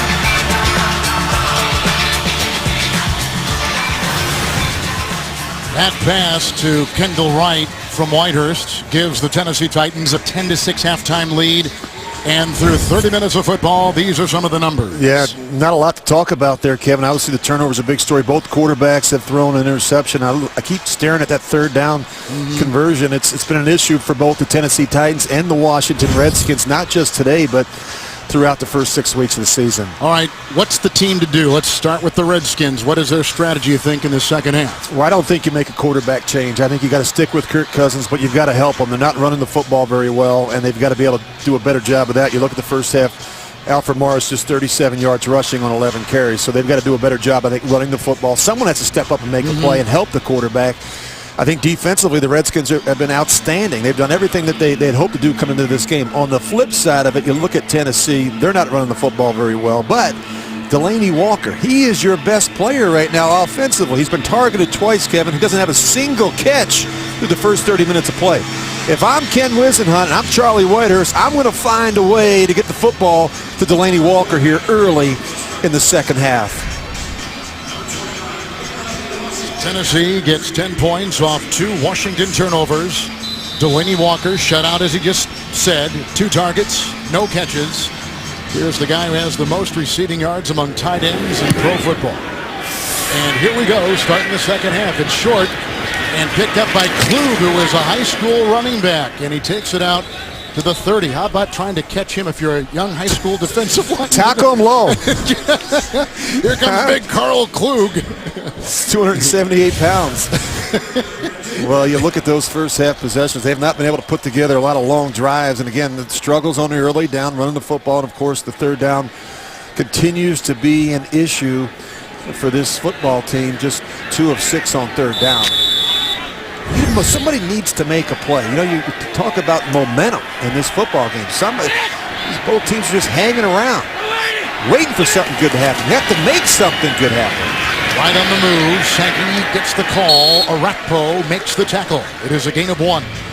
I always say in critical times, you don't think about plays, you think about players. So if I'm Ken Wisenhunt and I'm the play caller, I'm not necessarily thinking about scheme or design. I'm thinking about who are my playmakers and how can I get them the ball in space? How about 82? Let's find a way to get Delaney Walker a couple catches. Get him going. What if they're looking around, they don't see anybody?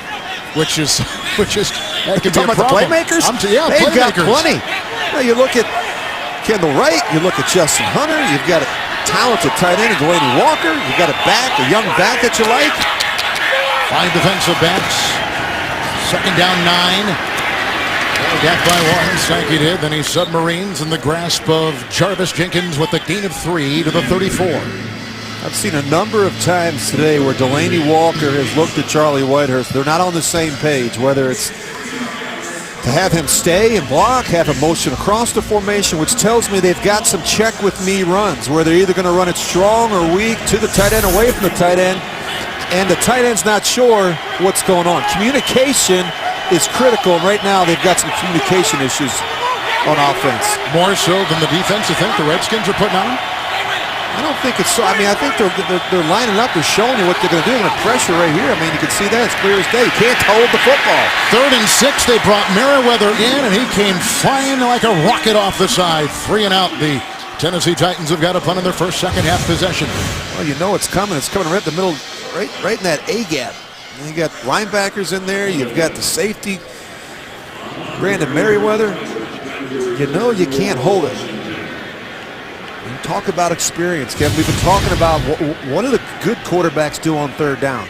They understand situations. What's 3rd and 6, 3rd and 8? Where the pressures show up? What type of pressures are there? What type of coverage? Is it man? Is it zone? Is it 2 deep? Is it 3 deep? Roberts is back, Kern with the punt.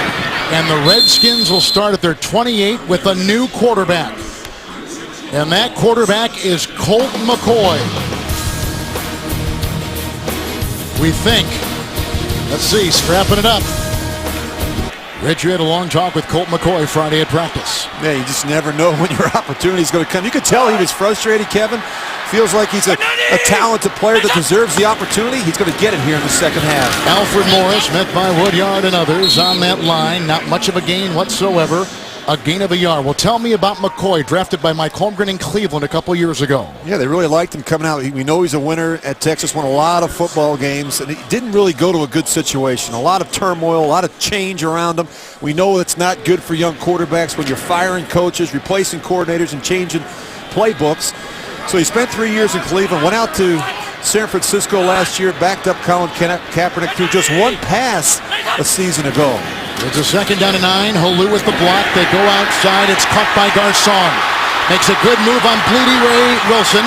He's being chased by Griffin, and he's going to go the distance. What a play! Pierre Garcon!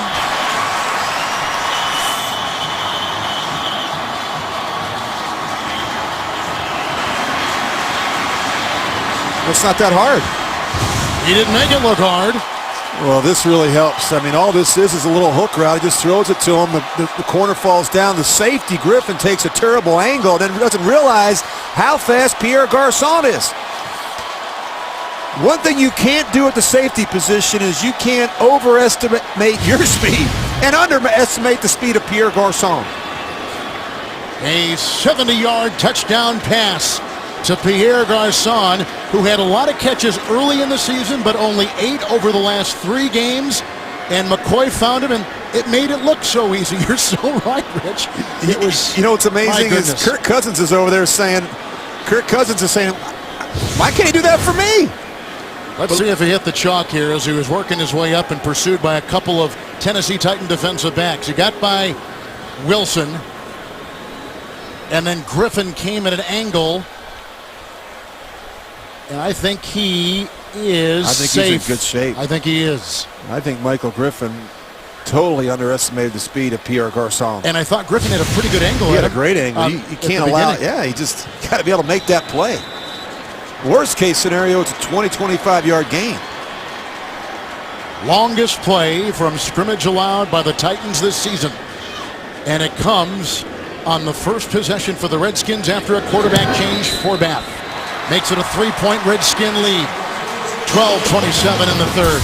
Colt McCoy off the bench and excited about how he has lit the fuse in Washington. The NFL on CBS is sponsored by Southwest Airlines. Book your low fare now at southwest.com. Voya Financial, changing the way you think of retirement. And by Kelly Blue Book. Find out what you should pay for your next new car at kbb.com. Homecoming weekend here for former Redskins at the game today. Isn't that great? What a Mark Rippon. yeah. He's going to go into the Ring of Honor. Familiar number 11. We just saw a Rippon-like move by quarterback Colt McCoy. Yeah, and I'm happy for Rip. Rip was a former teammate of mine, and I'm also happy for Colt McCoy, Kevin. I had that conversation with him on Friday. You could tell he was disappointed. He wanted a chance to play. He's worked it a long time, and I said to him, you just never know when you're going to get that opportunity, and he's taken advantage of it so far. Homecoming king and queen, Sonny and Margot Jurgensen. They have a king and queen. Great Sonny Jurgensen. Congratulations.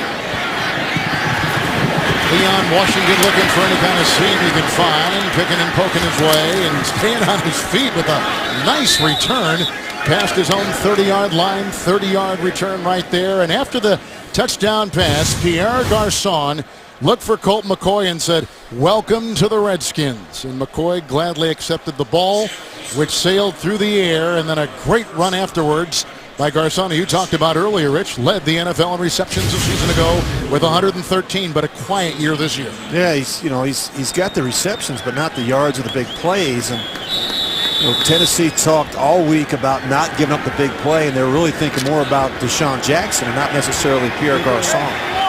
Poor angle, a corner that falls down and a safety that takes a poor angle is all it took. How do the Titans respond? Charlie Whitehurst. First down and 10. Bishop Sankey. There they got him low and they brought him down. And that time it was a tackle by Will Compton, who's taken the place of the injured Perry Riley Jr. There is no gain in the play. 2nd and 10. Nice tackle by Will Compton. He's done a nice job. We talked about Perry Riley. I think he's one of their better players in the front seven. And Compton has come in and played really well the last couple weeks. Nice to have depth and talent on your defense.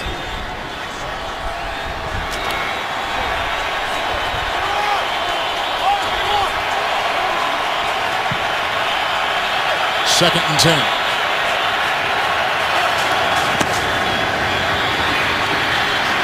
He's pinched. And he escapes. And then he hurdles it away. 3rd down and 10. Redskin defense coming in number 10 today in the league.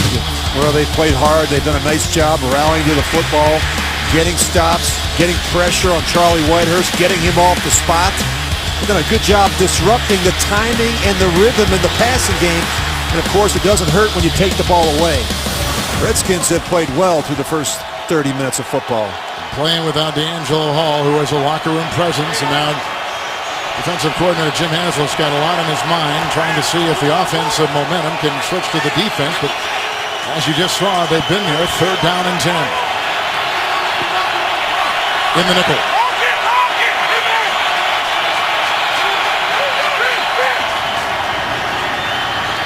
Whitehurst, in the face of a lot of traffic, finds Wright. And the defense by Biggers was there, too. Finally finished off by Keenan Robinson. It's a gain of 17. It's a first down. They go to the 47-yard line of Tennessee. Oh, Kendall Wright has made some really nice plays on 3rd down. And this is a contested throw. You look at Biggers. He's been all over the field today for the Redskins in that secondary. Wright's third down conversion today. Rich, he was number 5 in 3rd down receptions a season ago in the league. 1st and 10. Bishop Sankey. And brought down on the play by couple different players, including their second-round pick out of Stanford, Murphy. It is a gain of 4. They are into Redskin territory. A good look at Ken Wisenhunt. He's done a good job, Kevin. You know, it's not easy calling plays when you're going back and forth with quarterbacks. You know, 1 week it's Jake Locker. He gets hurt. You go with Charlie Whitehurst, thinking the other guy's going to be ready, take some practice reps. He's not ready. You got to change your game plans up a little bit to play to the strengths of each quarterback. More pistol on second down and a short 6. See the gang tackle right there by a host of players. Clark is there and Merriweather there. It's a gain of 3. They'll put him at the 45. Rich, I've always thought that was a difficult thing, too, for a head coach to also be a play caller. Well, it is. There's not a lot of them that do it, or at least that don't do it well. And this guy, he did it in Arizona. He did a terrific job last year as the coordinator in San Diego with Phillip Rivers. Really got Phillip Rivers' career back on track. It's really one of the reasons why he got the job here in Tennessee. His ability to call plays and his ability to coach the quarterback. Coach the quarterback. He's coached Ben Roethlisberger, Kurt Warner, Phillip Rivers. He's had a lot of success with some really good quarterbacks. Battle is in 3rd and 2. Battle the block. Time Whitehurst. No! Kerrigan. The sack back at the 48. And a flag downfield at the 33. That was a second sack authored by the Redskin defense. But was there a penalty in the secondary? Illegal contact, number 26. Sure was. Defense. 5-yard penalty. The rookie. First down. Breland. That'll sustain the drive for Tennessee. Well, he's Laney Walker right there. He tries to reroute him. He can't do that 10 yards down the field. He has struggled a little bit, Breland. Frank Kierce, who is injured in that first half, is on the field right now. So good to see him back out there. Had to leave the game with what appeared to be a leg injury. It was a 1st and 10. Penalty on the Redskins from the Washington 39. Sankey, and they blow that dead. Oh, here's some shoving at the other end of the field. Number 72, offense. 5-yard penalty. Still first down. Michael Orr, who played for the nearby Baltimore Ravens for all those years, including a Super Bowl. You know, you watch both of these teams on offense. It's 1 step forward, it's 2 steps back. You know, it's a missed assignment. It's a penalty on first down. Now you're at 1st and 15. It's if somebody doesn't do the right thing in a 3rd down situation. And when you think about the reps in practice you do it that have over and happened over since again. July, that's frustrating. 1st and 15. Got to do the little things right, Kevin, that don't require a ton of talent. The blitz is on. Off the fingertips of Sankey. They'll catch the ball. And there was pretty good coverage there by the linebacker Robinson, making it 2nd down and 15. And in this game today, we've had a touchdown pass by Whitehurst, a touchdown pass by McCoy, and a tough outing for Kirk Cousins. Yeah, it wasn't really good. The 2 turnovers, and again, he came into this game, you know, with some issues. You know, he didn't have a good Friday practice. I think that's a big part of it. You know, Jay Gruden. I watched Jay Gruden's looks on Friday. I mean, he threw a couple picks in practice on Friday. Friday is supposed to be perfect. The ball's not supposed to touch the ground. There shouldn't be any mistakes. Offensively, it wasn't sharp enough on Friday for the Redskins. 2nd down and 15. This is Sankey again, and he's in the secondary. And he was hammered by both Emerson and Clark and finally brought down by Compton. There is a flag back at the 45. Hold. Holding, number 67, offense. Levitri. 10-yard penalty, still 2nd down.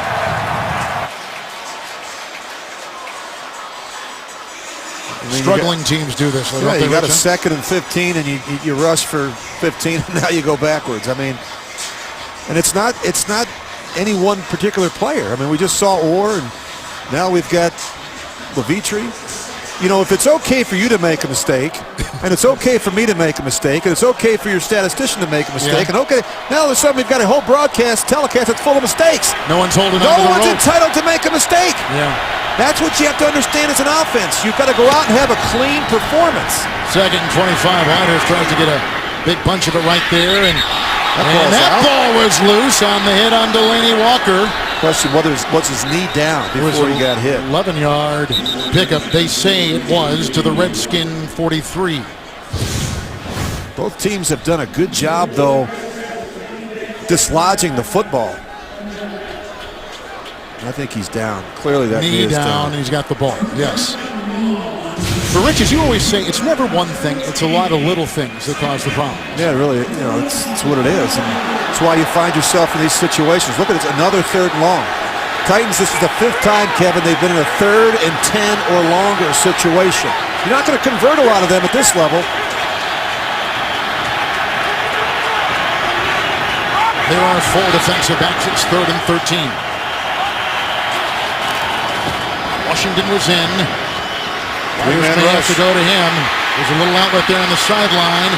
And Whitehurst keeping it alive and finally brought down about the 37-yard line. And Compton was there and others. Say a gain of 4.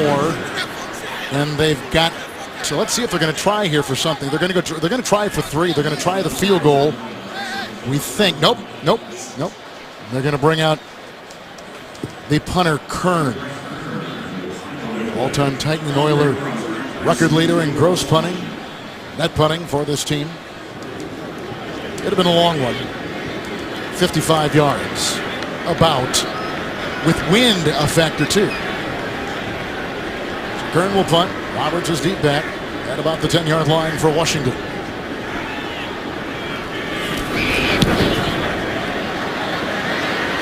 Good hang, well placed. Now will it stay in? It does. He has an offside style kick where they kick it on the toe. And the guy that long snapped it, Bo Brinkley, is the one who gets the ball. On 29-yard, well-placed punt. Here comes McCoy. Here come the Skins. Well, back here in Washington, we talked about there's a lot to think about when you've got inexperienced quarterback. Situation in the game. Are you ahead? Are you behind? Is it early or late? How about the front? 3-man front, 4-man front coverage. 2 deep, 3 deep, man, zone. How about, is there some type of rotation that could be an indicator? Is it some form of blitz zone? Is it blitz man? Who's accounted for in the protection scheme?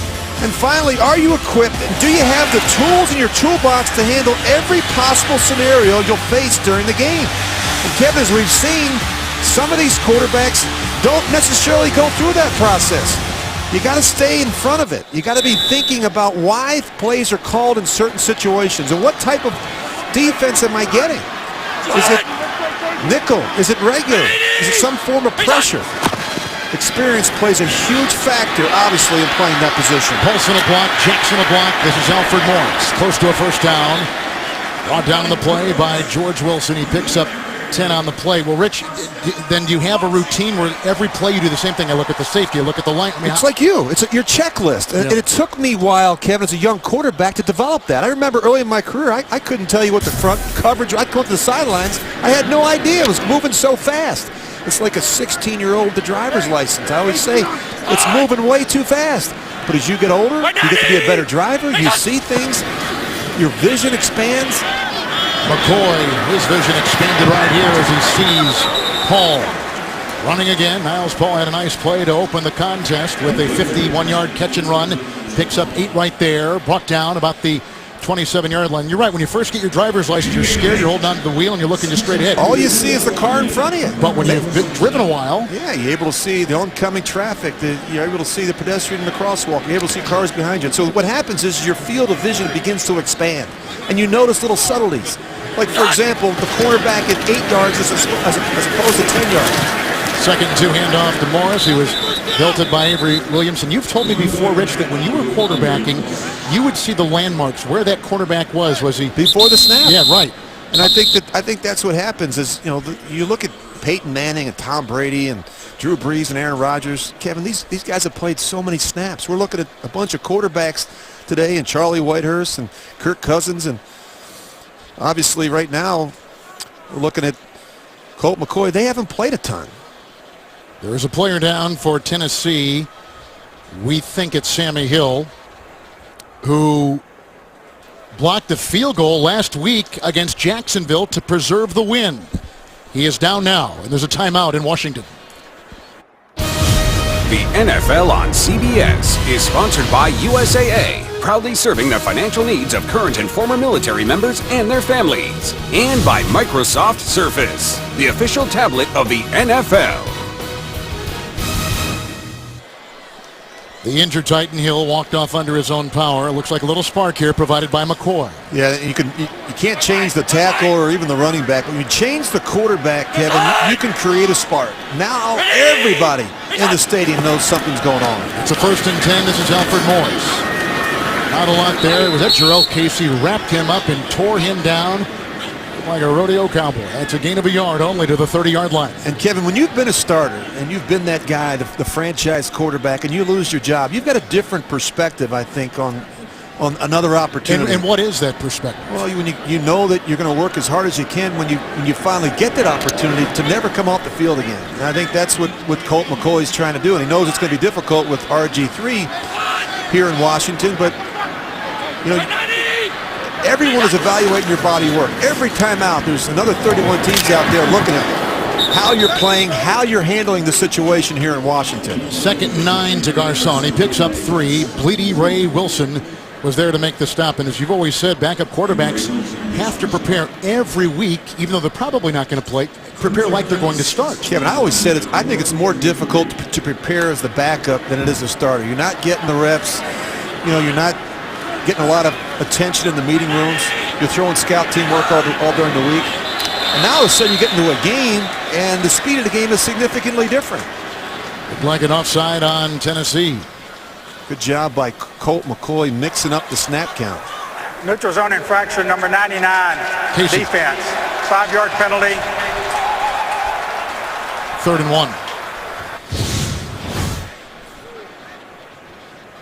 1. He's jumping, yeah. Yep. He was an All-Pro last year, 2nd-team All-Pro. He's one of the most disruptive defensive linemen in pro football. Jarrell Casey out of USC. 2 more sacks last week for him against Jacksonville. Good. 4. He was all over the place. And as we mentioned to begin the broadcast, AFC Defensive Player of the Week, 3rd and 1. Look at Darrell Young into the secondary, ridden down by Bleedy Ray Wilson. He gallops for 14, takes it to the 48-yard line of Tennessee for a 1st down. Darrell Young, 4th carry of the year. He doesn't get a lot of opportunities, just a little belly play, and Colt McCoy reverses out, gives him some room and some vision to that backside A-gap between the center and the guard, and good effort there by the fullbacks. You get a quarterback who kind of jolts that offense a little bit. You get the running game going, and now the passing game. Now everybody responds. Yeah. I think they woke up here in the second half. Paulson was in motion, 1st and 10. Alfred Morris grabbed by Carl Klug on a loss of a yard back to the 48. Well, tonight there's a new gold rush in the Yukon worth billions of dollars. And you won't believe how they're finding it. Plus, can Rome save one of the last wonders of the world? Only tonight on 60 Minutes. Kevin Harlan, Rich Gannon, and our terrific CBS crew here in the nation's capital on a gorgeous autumn afternoon. McCoy has thrown a 70-yard touchdown pass as he takes the place of Kirk Cousins, pulled at halftime after turning it over twice by Coach Jay Gruden. 2nd down and 11. Time. They're trying to release, and Malou is there. The defense of Tennessee with a terrific play, and big Carl Klug out of Iowa comes up with another nice play, and he also got some help there from Wembley and a loss of 8 yards on the play back to the 43. They try and slip in the screen to the back, and they sniff this one out. You're almost better off throwing it right into the ground. Save yourself about 7 or 8 yards. How about the play calling of Gruden? Does it now change from one quarterback to the next quarterback? I think you got to be very aware of the fact that obviously Colt McCoy hasn't had any reps this week, and so you got to go back to some of those preseason games. What does he like? What does he do well? What does he have a history with in the system? They need the 38 of Tennessee. Here's a 3rd and 19. Garcon with the dance. He finds a seam, and then he was finally belted by Marquestin Huff. Gain of 6. Ran a lot. It's a lot of work. Yeah, a lot of work for 6 yards. I've seen that a bunch today. Yeah. Hey, you know, he hit, as we mentioned before, Garcon on that 70-yard touchdown pass, and Garcon really did the majority of the work with a great run down the sideline. But every quarterback kind of has his pet receiver, don't you think? Yeah, did you have yours? Absolutely. Yeah. Well, I was spoiled. I had a couple of them, Tim Brown and you Jerry did. Rice. Yeah, pretty good. One's in the Hall of Fame, and one's going to be there shortly. So makes your job a lot easier, that's for sure. Tressway with the punt. Ooh. Oh, McQuester lost the ball, and the Redskins have gathered it in. Washington gets the ball. And it was picked up on the play by Niles Paul. Known more for special teams almost until this year. He's really become this terrific receiver with a career high, the second Tennessee turnover, and McCluster just scooped it right off to Niles Paul. You know, it's one of those situations, Kevin, where McCluster hasn't really done much on offense. He had 6 catches last week. He's trying to make a play, and he gets overly aggressive here. He never should have fielded that ball, or if he did, he should have gone down. He's trying to make an impossible play. That was very risky from Dexter McCluster. It was a and muff. Costly. It was.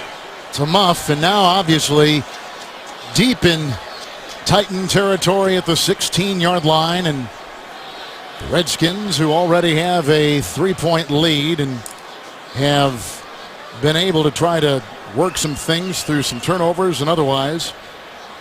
This is an area of the field where the Titans have really struggled, Kevin. They're 31st in red zone defense. Teams score down here almost 75% of the time. Now the officials are discussing where to put the ball. See him muff it there around the 20-yard line. Boy, it couldn't have worked out any better for Niles Paul. It was brought down by the tight end Brackett for Tennessee. Titans come in 2-4, beating Jacksonville last week after losing 4 in a row. The Redskins have lost 4 consecutive games. They come in 1-5. They lost by 10 last week in Arizona. They've lost 13 of 14. Ruling on the field has been confirmed. You can't First down, Washington. But you can't advance line. it. So it's at the 24. That's what they were discussing. Make sure they're all on the same page and have their shorts on straight. It looks like they're on straight.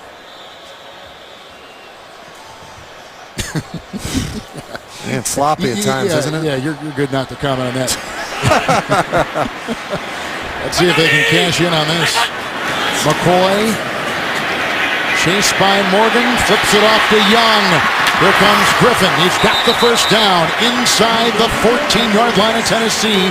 Darrell Young has been nice on this drive. 6th catch of the year. Had a little catch and run of 14 before, a little run of 14 yards earlier on this drive. Really nice touch there by Colt McCoy. That's going to be the end of the 3rd quarter. We'll go to the other end. Redskins on the move. You're watching the NFL on CBS. We start the 4th quarter with a 1st and 10 for the Redskins at the 14-yard line of Tennessee. McCoy, the new quarterback, he came out of the halftime and threw a 70-yard touchdown pass to Garcon to take the lead. He's been terrific, Kevin. 6 of 6 for 90 yards, a touchdown, 4 different receivers. A really nice job running the offense. 3 tight ends.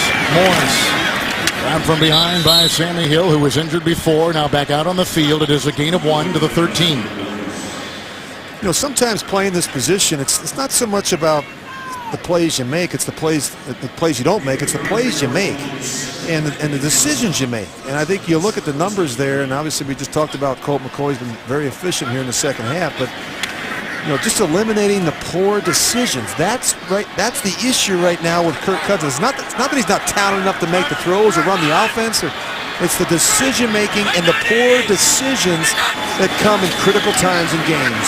2nd down 9. McCoy diving to the 7. About 2 yards, 3 yards shy of a first down. Hit the deck there. Picks up 5. Last 2 times Redskins were in the red zone. Had to settle for field goals. Well, I've been impressed with how he's moved. They've done a good job moving the pocket. You look at Jay Gruden. He's always thrown the ball well on the move. And I think when you give a quarterback like Colt McCoy the option, you get him out on the edge, the boots and the nakeds. You know, he has the option not only to throw it there, but to run it.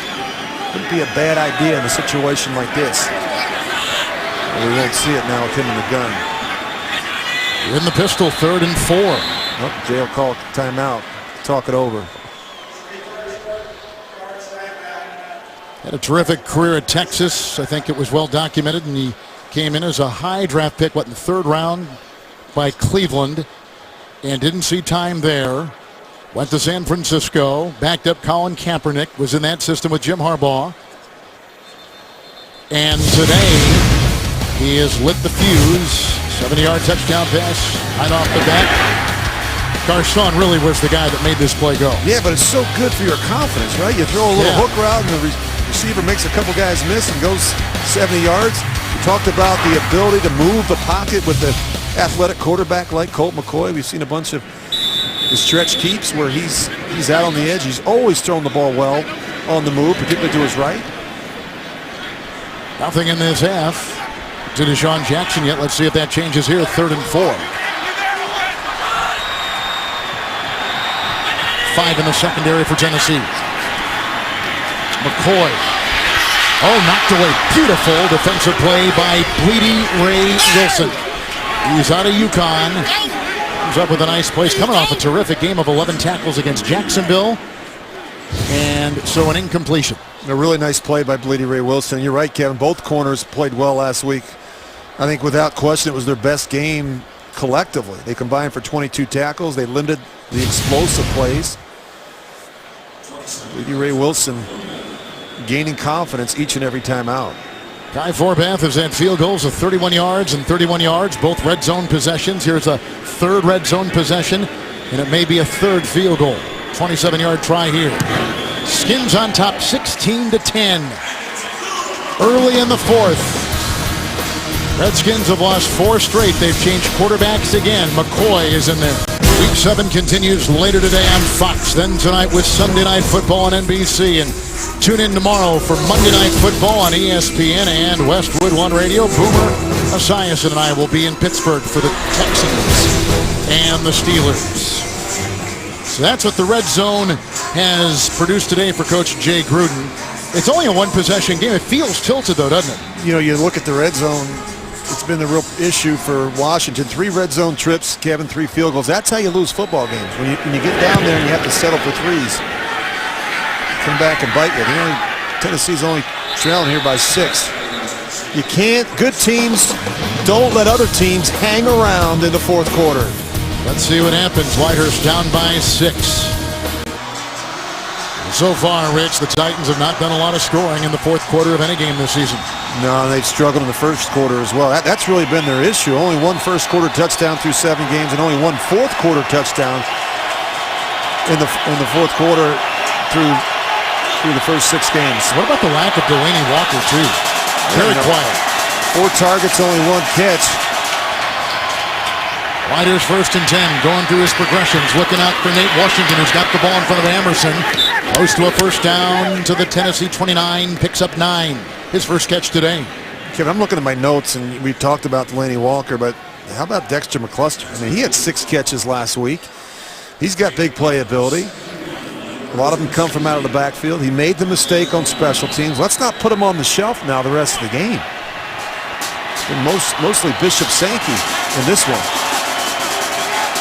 Pistol again, 2nd down, 1.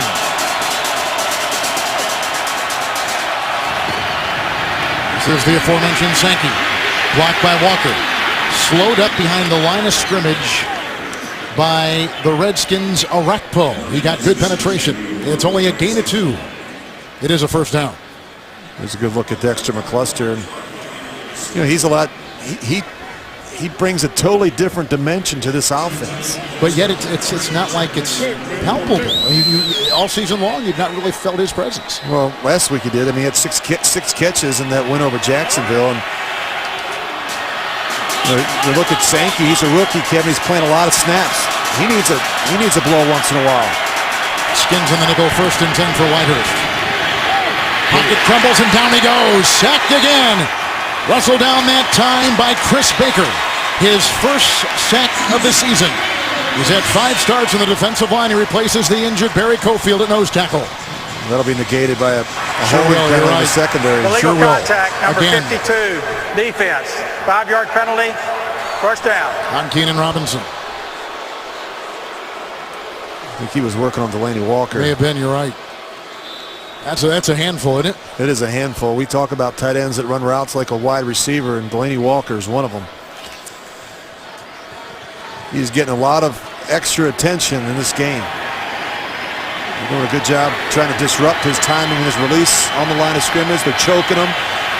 You got the ends in a little bit wider alignment. 1st and 10. Sankey was getting a lead block from Schwenke. Nothing. Loss of 3 on the play. Back to the 33-yard line. Coming up on the Subway post-game show from New York, JB, Tony, Bart, Boomer, and Coach Cowell. They'll give you scores, highlights, and news all coming up on the Subway post-game show from our CBS studios in New York. 2nd down, 13. They bring in Adam Hayward at the linebacker for the Redskin D. And you got Leon Washington in the game now. They need the 46. McCluster's in motion. 2nd and 13. Moving up nicely. McCluster's got the ball, but does nothing with it. And Compton met him on the 40-yard line and allows him only a gain of 6 on the play. So 3rd and 7. You must have been listening to me. I said, get Dexter McCluster the ball. Don't give yourself that much credit now. But I like the way you're thinking, and certainly they want to. And they also have Leon Washington in the game. So you get some speed out there, and you make these linebackers play in space. And stretch things, too, if you're offensive, right? Use that'll sideline help. to sideline. Yeah, that'll help Delaney Walker in the middle of the field. 3rd and 6. This is where they've had their issues. Look at the Washington defense just moving around. Here they come. Worst 3rd down offense in football. 3 chasing Whitehurst, and he's got Walker, but shy of a 1st down. Maybe, within about half the length of the football. They needed just beyond the 46. They got almost right at the 46. But I think shy of the 1st. When we talk about blitz zone, and this is a big part of what the Redskins want to do. You're going to see it's coming from their right. They're dropping to the left, and they don't do a great job picking up. This is all Charlie Whitehurst. This is a terrific effort by the quarterback to find a completion on 3rd down. 4th and 1. Carl Klug has come in. Wow. Spencer has come in. This is an aggressive call by Ken Wisenhunt. You always think in this situation, no snap, no play. See if you can't draw them off sides. You're going to go for it. Battle. Got it. Submarines for the 1st down. Takes it just beyond the 46, and the drive continues for Tennessee. Well, they do a good job. They're going to pull the guard, and the tackle's going to cut off the backside. And they're just going to run this power play right downhill. You see good push up front. You see Levitri, he comes over and kicks out. I like the idea. You send a message to your football team. There's a sense of urgency. We're going to go for it. We are a 2-4 team. We're going to take our chances on the road. Rakpo is still out. Right shoulder, a stinger. 7th play of the drive right here for Whitehurst. 1st and 10. Across the middle, he's got Wright in space and brought down by Compton. Hit also by Clark. And comes up with a 15-yard catch and run to the Redskin 38 for Tennessee. I like the fact that they're moving right across the formation, and it allows him to see the type of coverage, and he's doing a terrific job on these in-breaking routes, whether they're drive routes or dig routes. A lot of the big plays the Titans have had in the passing game have come off of those in-breaking routes to Kendall Wright. Wright knows all about cutting. He played some college basketball at Baylor his freshman year. 1st and 10. Oh, you got him. You sure do. They've got Hagan. Touchdown! What a throw by Charlie Whitehurst, and they beat E.J. Biggers. Derek Hagan, a 38-yard touchdown reception. His 3rd reception of the season. And it couldn't have come at a better time for Tennessee. Well, they do a really nice job. You're going to see the tight end goes inside. Here's where they want to throw the football, right down the middle of the field to Derek Hagan, and they get that single high safety. They have all go concepts, and Charlie Whitehurst does a nice job finding the one-on-one matchup in the seam with Derek Hagan. Hagan has been a journeyman. He was a record-breaking wide receiver in the then Pac-10 conference at Arizona State. He's an 8th-year player. He's played for now his 6th team in Tennessee. Hauled in a 38-yarder. Had the space. The extra point gives Tennessee the lead. The 3rd lead change. The Titans on a 38-yard touchdown pass by Charlie Whitehurst They beat Biggers, and they go up by 1 on CBS. The NFL on CBS is sponsored by the Home Depot. More saving, more doing. That's the power of the Home Depot. Aflac. Ask about it at work. And by FedEx One Rate. Simple flat rate shipping with the reliability of FedEx.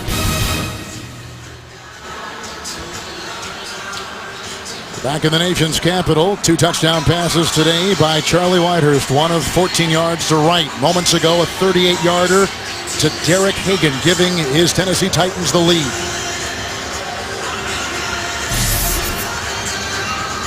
He was really sharp on that drive. 5 of 5, 74 yards, 5 different receivers caught a ball from Charlie Whitehurst. You know, Rich, coming into today, his quarterback rating, and you can take that quarterback rating number for what it's worth, but I think it means something. He was number 13, and he was ahead of quarterbacks like Eli Manning, Ben Roethlisberger. He was ahead of Drew Brees.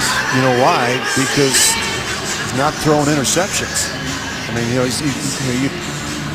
don't throw it to the other team. You got a pretty good quarterback rating. Ahead of Matt Ryan. Completion percentage has been pretty good.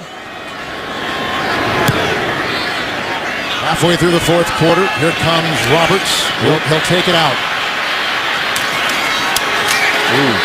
He got drilled. He sure did. Nice hit right there by Cam Wembley. It is a 24-yard return. Thursday football starts here. Welcome to the Wild Wild West. Chargers and Broncos, a beauty. Thursday night football on CBS and the NFL Network with 2 premier quarterbacks, maybe the MVP in the league right now in Phillip Rivers against Peyton Manning. You know, sometimes, you're right, Kevin, they're having terrific seasons, but both defenses have played well. I think sometimes the play of the defense is overshadowed by the great play at the quarterback position. It is a 1st and 10, and Alfred Morris trying to find some room, hit by Casey and whacked on the play after a gain of 3 by Derek Morgan, and they'll put the ball at the 23. You know, it's frustrating to watch this Washington rushing attack. There's just not a lot of big runs, not a lot of explosive runs. You know, in talking to Jay Gruden on Friday, he said we call a run and we get just what's blocked. In other words, the back, Alfred Morris, he's not stepping through tackles. He's not making guys miss in the hole. He's not breaking any tackles. No, he's not. You know, that's tough. He is getting just what's blocked right now, and that's a problem for the Redskins. Second and long 7. There goes McCoy, chased by Casey. And he'll run through the sideline. Some quarterbacks will let up, and when they let up, that's usually when they get whacked pretty hard. But McCoy, who's got that kind of move, loses a yard nonetheless, and a sack is recorded for the Tennessee D.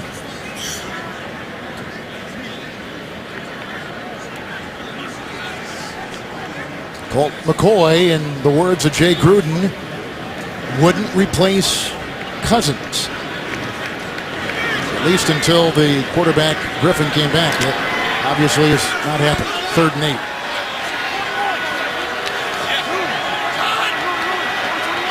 Desperate times require desperate measures. Here comes a blitz. McCoy, an avalanche of defenders. They come in. Carl Klug, I think, might have been, let's see, they have Williamson on that defense. Morgan comes through, and they make the sack, the 3rd. It's a loss of 7. Sean Phillips had a hand in it, and they'll drive Washington to punt. Well, this is what you're going to get. I mean, it's just, and you're going to be 1 short, and you can see Michael Griffin. He's the beneficiary of those linebackers getting swallowed up by the backs. He has a clear shot to Colt McCoy.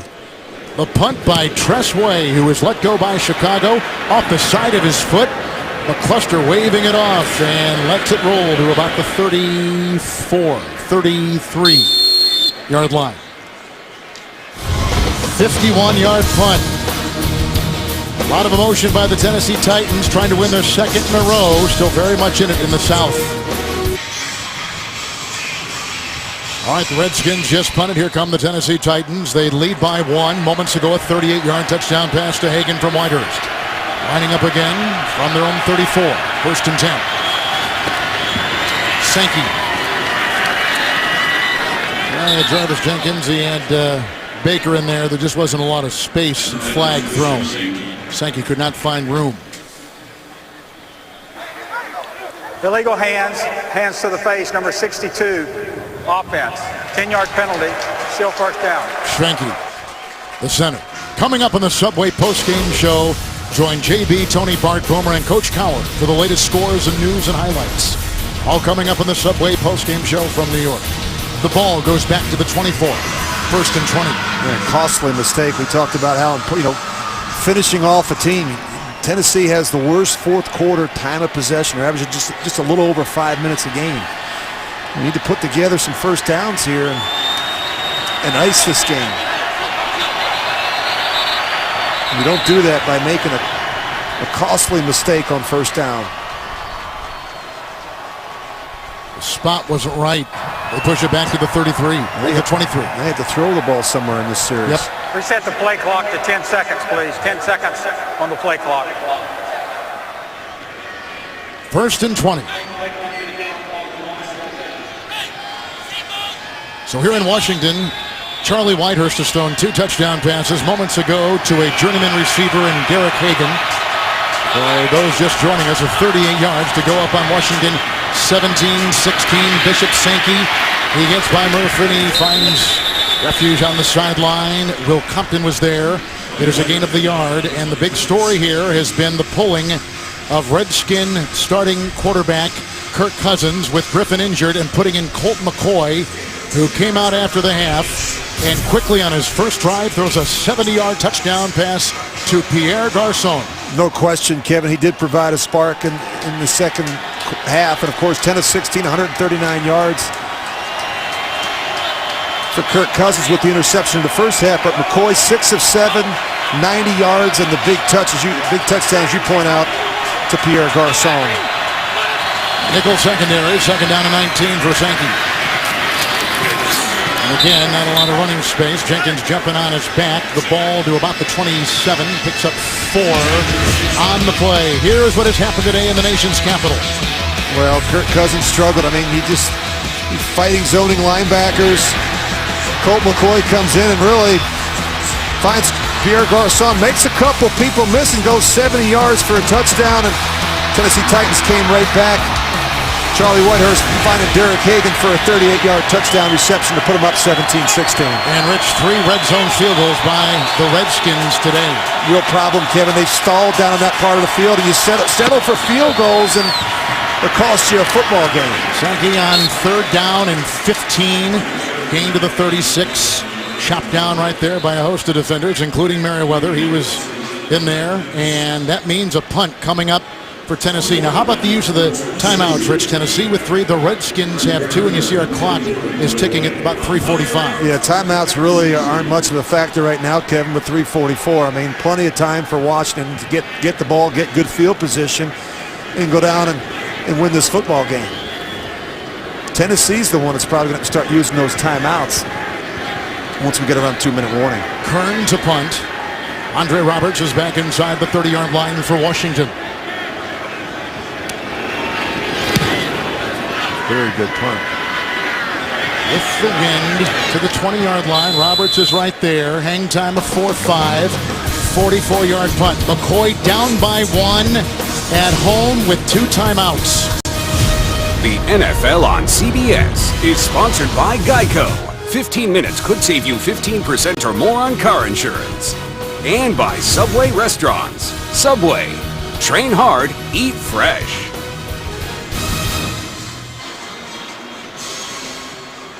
You can see some of the history of Colt McCoy in stints with Cleveland, San Francisco, and now the Redskins. He's got it first and 10 after the punt. You look at his last game-winning drive all the way back in 2011. It's been a while for Colt McCoy. He goes to Reed, who is hit by Bleedy Ray Wilson and by Stafford. The gain to about the 26, 27-yard. We'll call it the 26 on a gain of 6 on first down by McCoy. And Washington with 2 timeouts. Tennessee with 3. And this is what you live for, Kevin, if you're a quarterback. It's a chance to be the hero and win the football game. Just got to make some good decisions. Can't take a sack in this situation. Took 2 sacks in the last drive. Ball's got to come out. He's in the pistol with Halou. Second down and 4. And here he goes for the first down. Swiveling his way near the 40-yard line, picking up 12 yards. A big run there for a first down by Roy Halou Jr. The other thing you got to keep in mind as a quarterback is that you're in 4-down territory. You know you've got an extra down if you need it. Redskins come in having lost 4 consecutive games, 13 of 14 back to last year. 1-5 is their record. They have the 1st and 10. Martin is there with a couple others and a gain of maybe a yard and a half. Halou is right there with the carry, and this will take us to the 2-minute warning. Tennessee is coming off a win. Whitehurst has thrown 2 touchdown passes today for his coach, Ken Wisenhunt. Watching the NFL on CBS. You're at the 2-minute warning in the nation's capital. 3 lead changes between the Titans and the Redskins today. Now you look at the quarterback play. Delaney Walker's been quiet in this one, Kevin. And look at, how about Deshaun Jackson of the Redskins? He's been shut out in the second half. Hasn't even been targeted. If I'm Colt McCoy, I'm going to find number 11. I'm going to find a way maybe to throw him a ball and let him go to work. Redskins need about 25, 30 yards for Kai Forbath. 2nd down and 8. 2 timeouts. Once again, they go outside. Tackle was made by Griffin. They go to the tight end, Jordan Reed, who's caught a couple today, picks up 9 to the 50. 1st down. Good look at Forbath. Career long of 50. A little ways to go to get into his range. 82. 3-jet. He's changing the plays, changing the protection. It's going to 3-jet.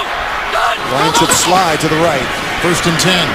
Garcon hit by Bleedy Ray Wilson. They get as far as the Tennessee 47. It is a gain of 3. The clock at 1:17. Redskins 2 timeouts. And they'll take one here. Down to 1. It's good to see Colt McCoy, Kevin, changing the play at the line of scrimmage. You and I were just talking during the break. When's the last time this guy's ran a 2-minute drill, even in practice? He's not getting 1st-team reps. Those are going to Kirk Cousins. He's not getting 2nd-team reps. Right. So, you look at him today, 9 of 10. He's been very efficient. He's taking care of the football. He clearly has provided a spark for the Redskins in the second half. So Robert Griffin III, as most of you know, was injured week 2 with a dislocated ankle. He's still a couple weeks away, although he did begin practice on the field with the scout team this week.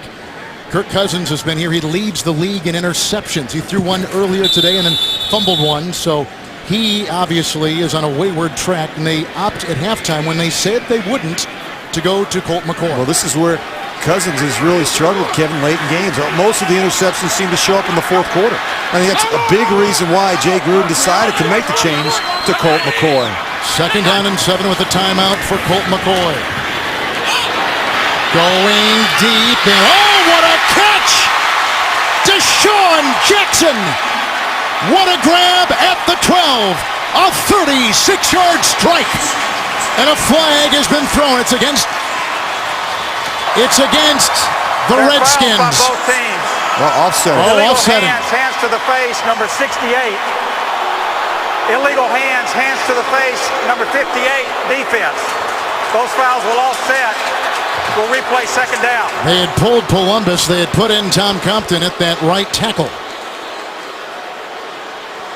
Well, we were just talking a moment ago. What do they got to do? They got to go find Deshaun Jackson. Kevin, it was so eerily similar to the catch he made in the 1st half. What a catch, too. My goodness. Great concentration. And in that situation, McCourty was there as well. I mean, it's good. It was good coverage. It was a perfect throw and a perfect catch that got it done on the boundary. Unfortunately, it gets called back. They need about the 32-yard line of Tennessee. Forbath's long this year has been 49. He's already kicked field goals of 31, 31, and 27 today. 2nd down and 7. 6 defensive backs for Tennessee. McCoy right on the money, caught by Roberts. Defended by Jason McCourty, and he gets out of bounds, gets the 1st down to the Tennessee 37. Boy, Colt McCoy has shown great poise, Kevin.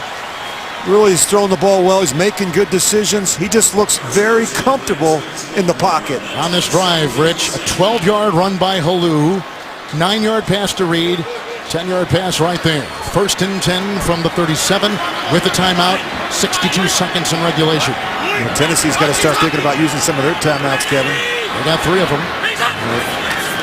Run out of time here. They go to Reed. The tight end hit on the side by George Wilson, but not out of bounds. It is a gain of 9. Tennessee should be taking a timeout. Now they're well within Forbath. Why are they waiting? I just watched Ken Wisenhunt. It took him 7 seconds to get down there to the official to make that call, that timeout. As soon as that ball was completed, he should have been hustling down there to that official. And now they've got 2. Look at the cushion between the tight end and the safety. Way too much.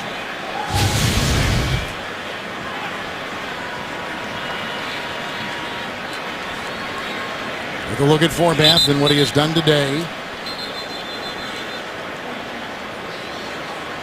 Wind has been weird projecting here today. It's coming in from the right, but then circling around and going left. This would be a great, I'm just thinking about the call in this situation. You think second and short, you're thinking about a run here.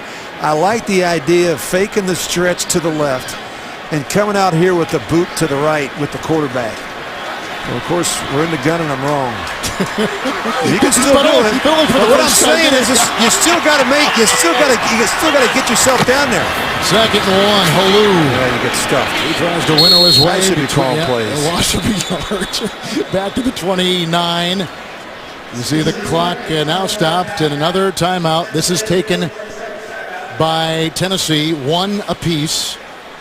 In a game that's had 3 lead changes, and Forbath continues to ready himself. Kevin, Forbath has missed game winners before. As a quarterback, as much as I love my teammates, I never trusted the kicker.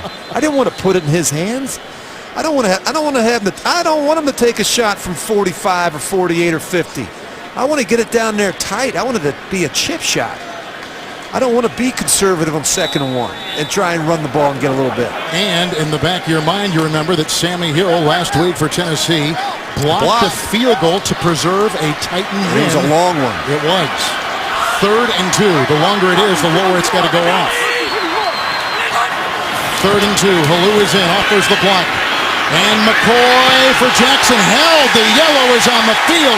McCourty was literally hanging on for his life, because Jackson was going to get it.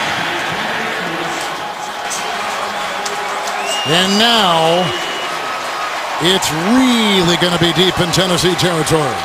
Well, now you run it a couple times and boy, there's some shoving all over the field. This isn't smart. I mean, the last thing you can afford here if you're the Redskins is a personal foul. And Colt McCoy's trying to get everybody in the huddle. I'd get the hotheads off the field.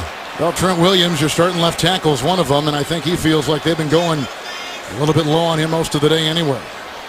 It's not the first time he's been in conversation with some of the defensive linemen of Tennessee. We were just talking about play calls. You knew the pressure was coming. That's a really nice job by Jay Gruden in that situation.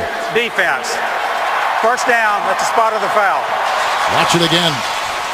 Jay Gruden knew they were going to blitz. He knew Ray Horton was going to bring the pressure. What does he do? He takes a shot down the field to the deep threat, Deshaun Jackson. Jason McCourty, he gets beat. He never finds the ball. And in desperation, he tries to grab a hold of Deshaun Jackson. 22-yard penalty. They got it 1st and goal at the 7. They took over at their own 20 with 3:14 left. 9th play of the drive. Alfred Morris is in. Got to tell the back to hold on to the football. 2 hands on the football. Morris has fumbled today. Great defensive play right there by Sammy Hill. He came through, brought him down at the 11 with a loss of 4 and a flag across the way. McCourty and Reed. Number 33, defense. Half the distance to the goal.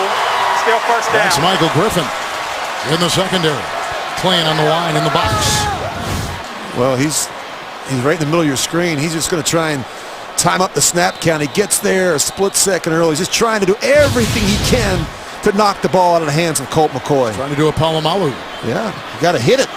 Got to hit it. Hit it hard. 11 penalties, Rich, on the Titans today. Yeah, you know, there's always that conversation about what do you do in a situation like this defensively. I mean, not a lot of time left. Go to an end, 1st and goal at the 3, and that's what they do. And the clock with a loss of a yard right there. And each team with a single timeout will tick down, and Forbath will take the field with a chance to win it, or at least, win it for the Redskins. I was going to say maybe just give them the lead, but they're not going to work that clock unless Tennessee would stop it. Well, Kevin, I think in this situation, I mean, you don't have any, hardly have any time. And I think the play here is just to try and do everything you possibly can to get a field goal block. And again, we saw it from this group last week. Sammy Hill with a terrific effort against Jacksonville. Well, last week it was a possible game winner by the Jaguars in '94. Sammy Hill got up there. Scobie was trying to whack it through and could not, and that preserved a Titan win of 16-14 over visiting Jacksonville. And Scobie's a good one, and you mentioned earlier, Kevin, the further out you are, the trajectory changes a little bit. You got to drive the ball a little bit. Sammy Hill able to get that left hand up there and knock it out. So you remember, Rich, that Forbath had 2 field goals blocked in a game against San Diego last season. This is a 22-yarder. You need a good snap and a good hold. Nick Sundberg did your best work right here in the middle of the screen. Call timeout. He sure did. So that'll wipe it away. Timeout was taken. And so that's why he didn't use the timeout when there were double-digit seconds.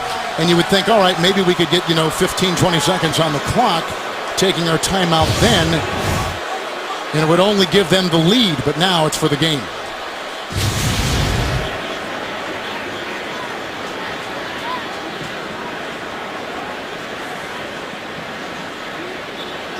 As we mentioned before, the Redskins have lost 4 straight coming in. 1-5 is their record. In a division with a couple of 5-win teams, Tennessee comes in 2-4. But the Redskins with the 4 straight losses, and going back to last year, Rich, they'd lost 13 of 14 games. Yeah, but I give Jay Gruden a lot of credit. He made a difficult decision. He said he wouldn't make the change of quarterback. He decided to make the change of quarterback, and it's made all the difference in this game. Colt McCoy, 11 of 12 in the second half. Forbath puts it in. A walk-off field goal, a career-high 4 field goals by Forbath, and he gives the Redskins an exciting 2-point win over Ken Whisenhunt and the Tennessee Titans. With now more renewed controversy in the nation's capital. Here comes McCoy off the bench. He quickly throws a 70-yard touchdown pass. He leads them from behind to get a win with some shoving after the plays. You can see Carl Klug is in there. And the Redskins, that was Jordan Reed, the tight end, who had to be separated by his coach and others. Here's the game winner from 22 by Forbath.